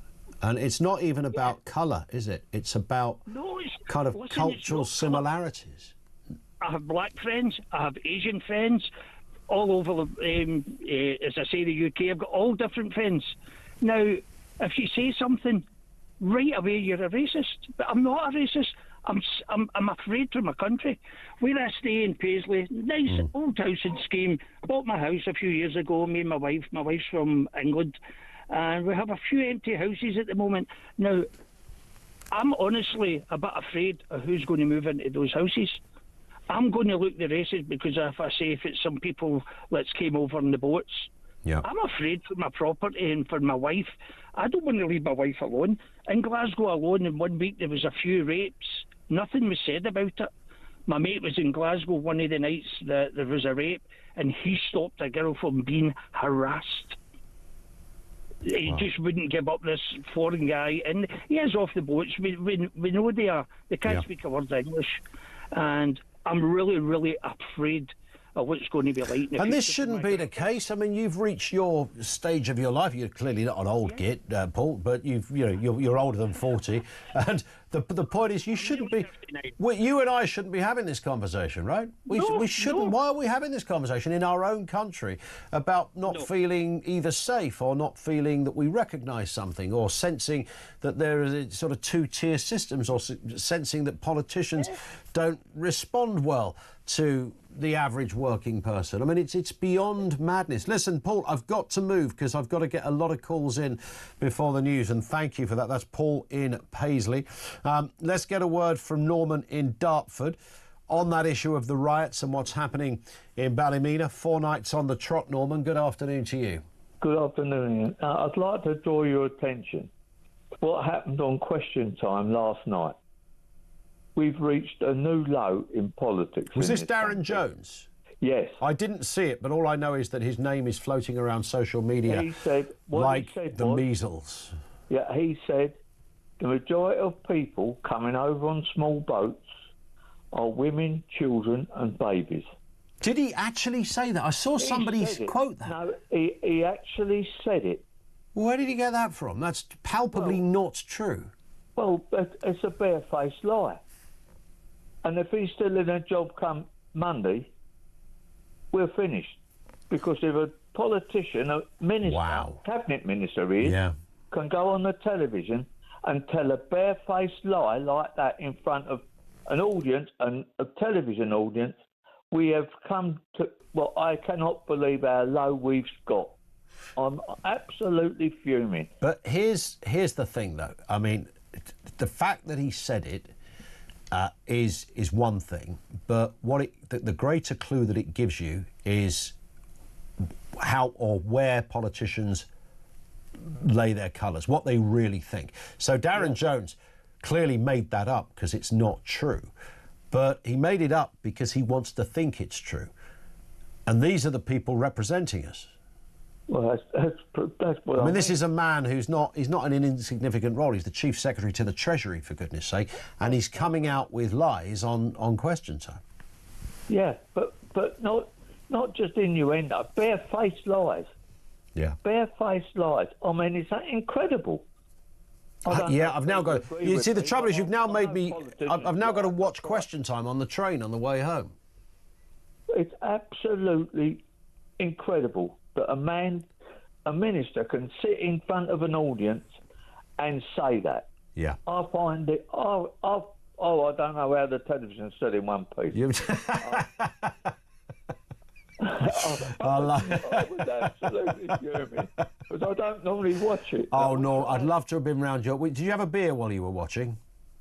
No, good job I didn't. I was going to say, that could have been carnage in Dartford. We might be discussing a different story today. What I want to do is take Rachel Reeves to a pub. Yeah. Like she had a jive at Nigel Farage, and it'd do her a power of good. She wouldn't have to be there long for tell her what really. I don't think she'd get away from being there with being there very long, to be honest. Norman, great stuff. Thank you for that. I'm going to have to see. I did see this on. I gave up on Question Time probably about a decade ago. I caught last week the very opening of it. Annabelle Denham was on, who often comes on with us. So I thought I'll just clock what. But they spent so long before they got to Annabelle. It was about 20 minutes into the show. I've noticed they do more with the audience. I hadn't spotted that before. That was the first time I'd seen it.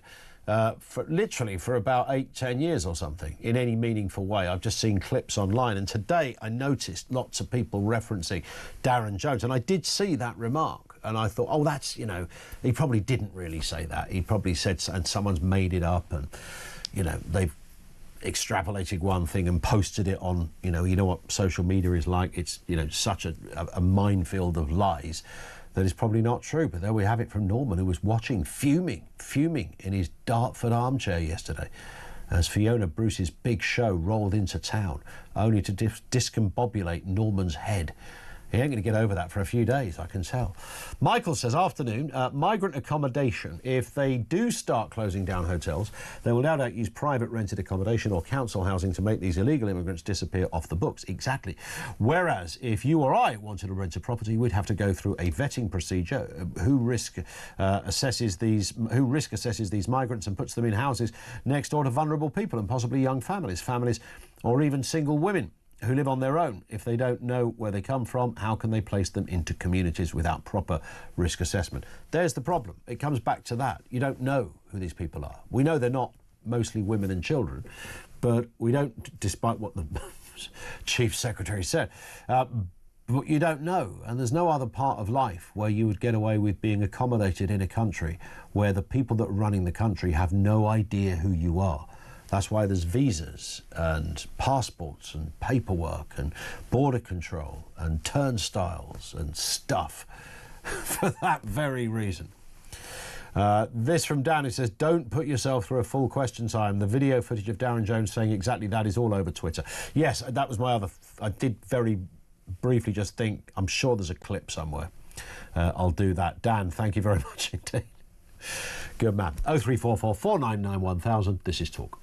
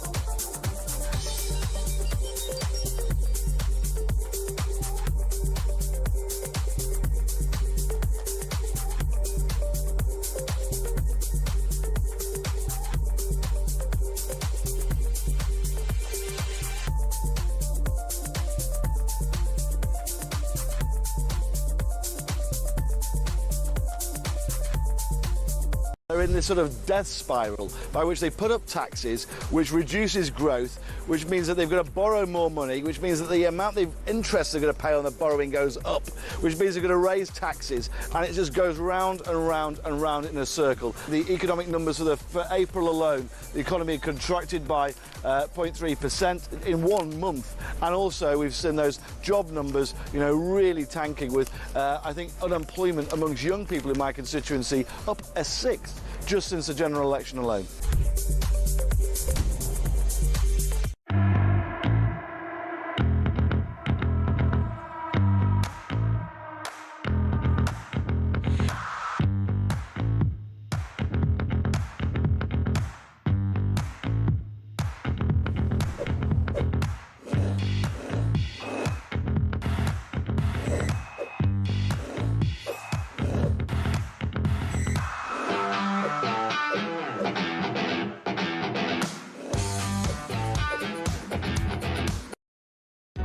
Across the UK, on DAB+, on your smart speaker, on your smart TV, and on your side. This is Talk. And Sue says, yes, we did open our hearts to the Ukrainians. And what no one says is that all the young men over there stayed to fight. They sent their women and children here to be safe, and they are wonderful people. Those young illegal criminal men leave their women and children to die. We as a nation are on the whole warm, lovely people. And it's that. Nobody's going to say, if nothing else, that the whole issue around channel migration, and let's assume that everyone who comes over in a boat is not here to do anybody any harm. They're not, in an ideal world, they get a job, etc. They're not offenders, they're not paedophiles, they're just, coming over to change their life. Who the hell wants to live in Syria or Iran or Eritrea? This is, it's time for a move. Let's assume that. That's still not okay, all right? It's still not all right to have a random amount any single day. We've got stonking weather. It's about 20-odd degrees, mid-20s out there today. Down on the Dover coast, I bet you on the channel you could be, 28 degrees. By the time we sit here on Monday, I will be gobsmacked if those numbers hadn't increased again significantly. Heather is in Girvan. What have you got for us, Heather? Good afternoon. Well, the underbelly of these were Brights and Ballymene in Northern Ireland and Southport. Now it's going to now it is escalating across Europe and on a wider scale. It's because when you get migrants and it's getting way too out of hand, and the politicians refuse to do anything about it. When we trying to explain to them, trying to get into their thick skull, and nothing seems to go through their thick skull. This is where you get the tension, the anger, the frustration of the people of the country. We are coming to the stage now. No wondering why Donald Trump is doing something about it to stop this influx of migrants coming into America. And he's doing his damn hardest to do that, to stop this influx of illegals coming into America. And this is where this country has gone terribly wrong, and rest of Europe, the too soft, the too pathetic. We're not getting the right kind of politics in doing the job, and now we are turning to reform, and no wondering why reform is galvanising massive support. I tell you what, I mean, the pressure is really on reform now, isn't it? Because they would have to deliver, and by the time, assuming they were to, and it seems extraordinary that we're talking about a party with 5 MPs, and yet in the same breath we're talking about the possibility of them forming the next government. I don't think anywhere in our history that scenario has ever existed, where a party so small in current representation are penciled in to become the next government. It's extraordinary. Probably hasn't happened anywhere in the world quite like that, but it is. That's where we're at. Heather, thank you very much indeed for that.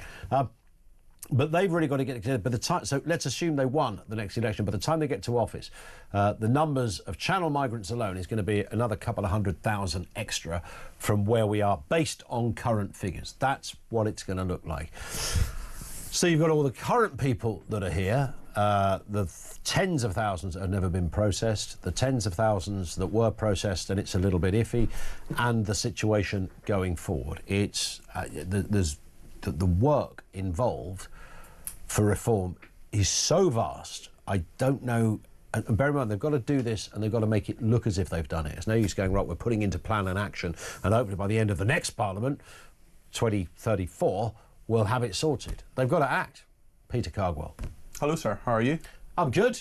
Good. How are Excellent. you? Yes, very well. Another very, very big news day. We thought we'd be talking all about the Air India crash again today, but actually we're talking about potential World War III in the Middle East. I mean, it's hopefully not as bad as that, but certainly those drones are coming over from Iran. They're arriving in Israel. Of course, they're trying to deal with them. We'll talk to Tobias Elwood about that. Also, Iris... Could you ask him, by the way, we had the former ambassador of Iran on with us a little earlier.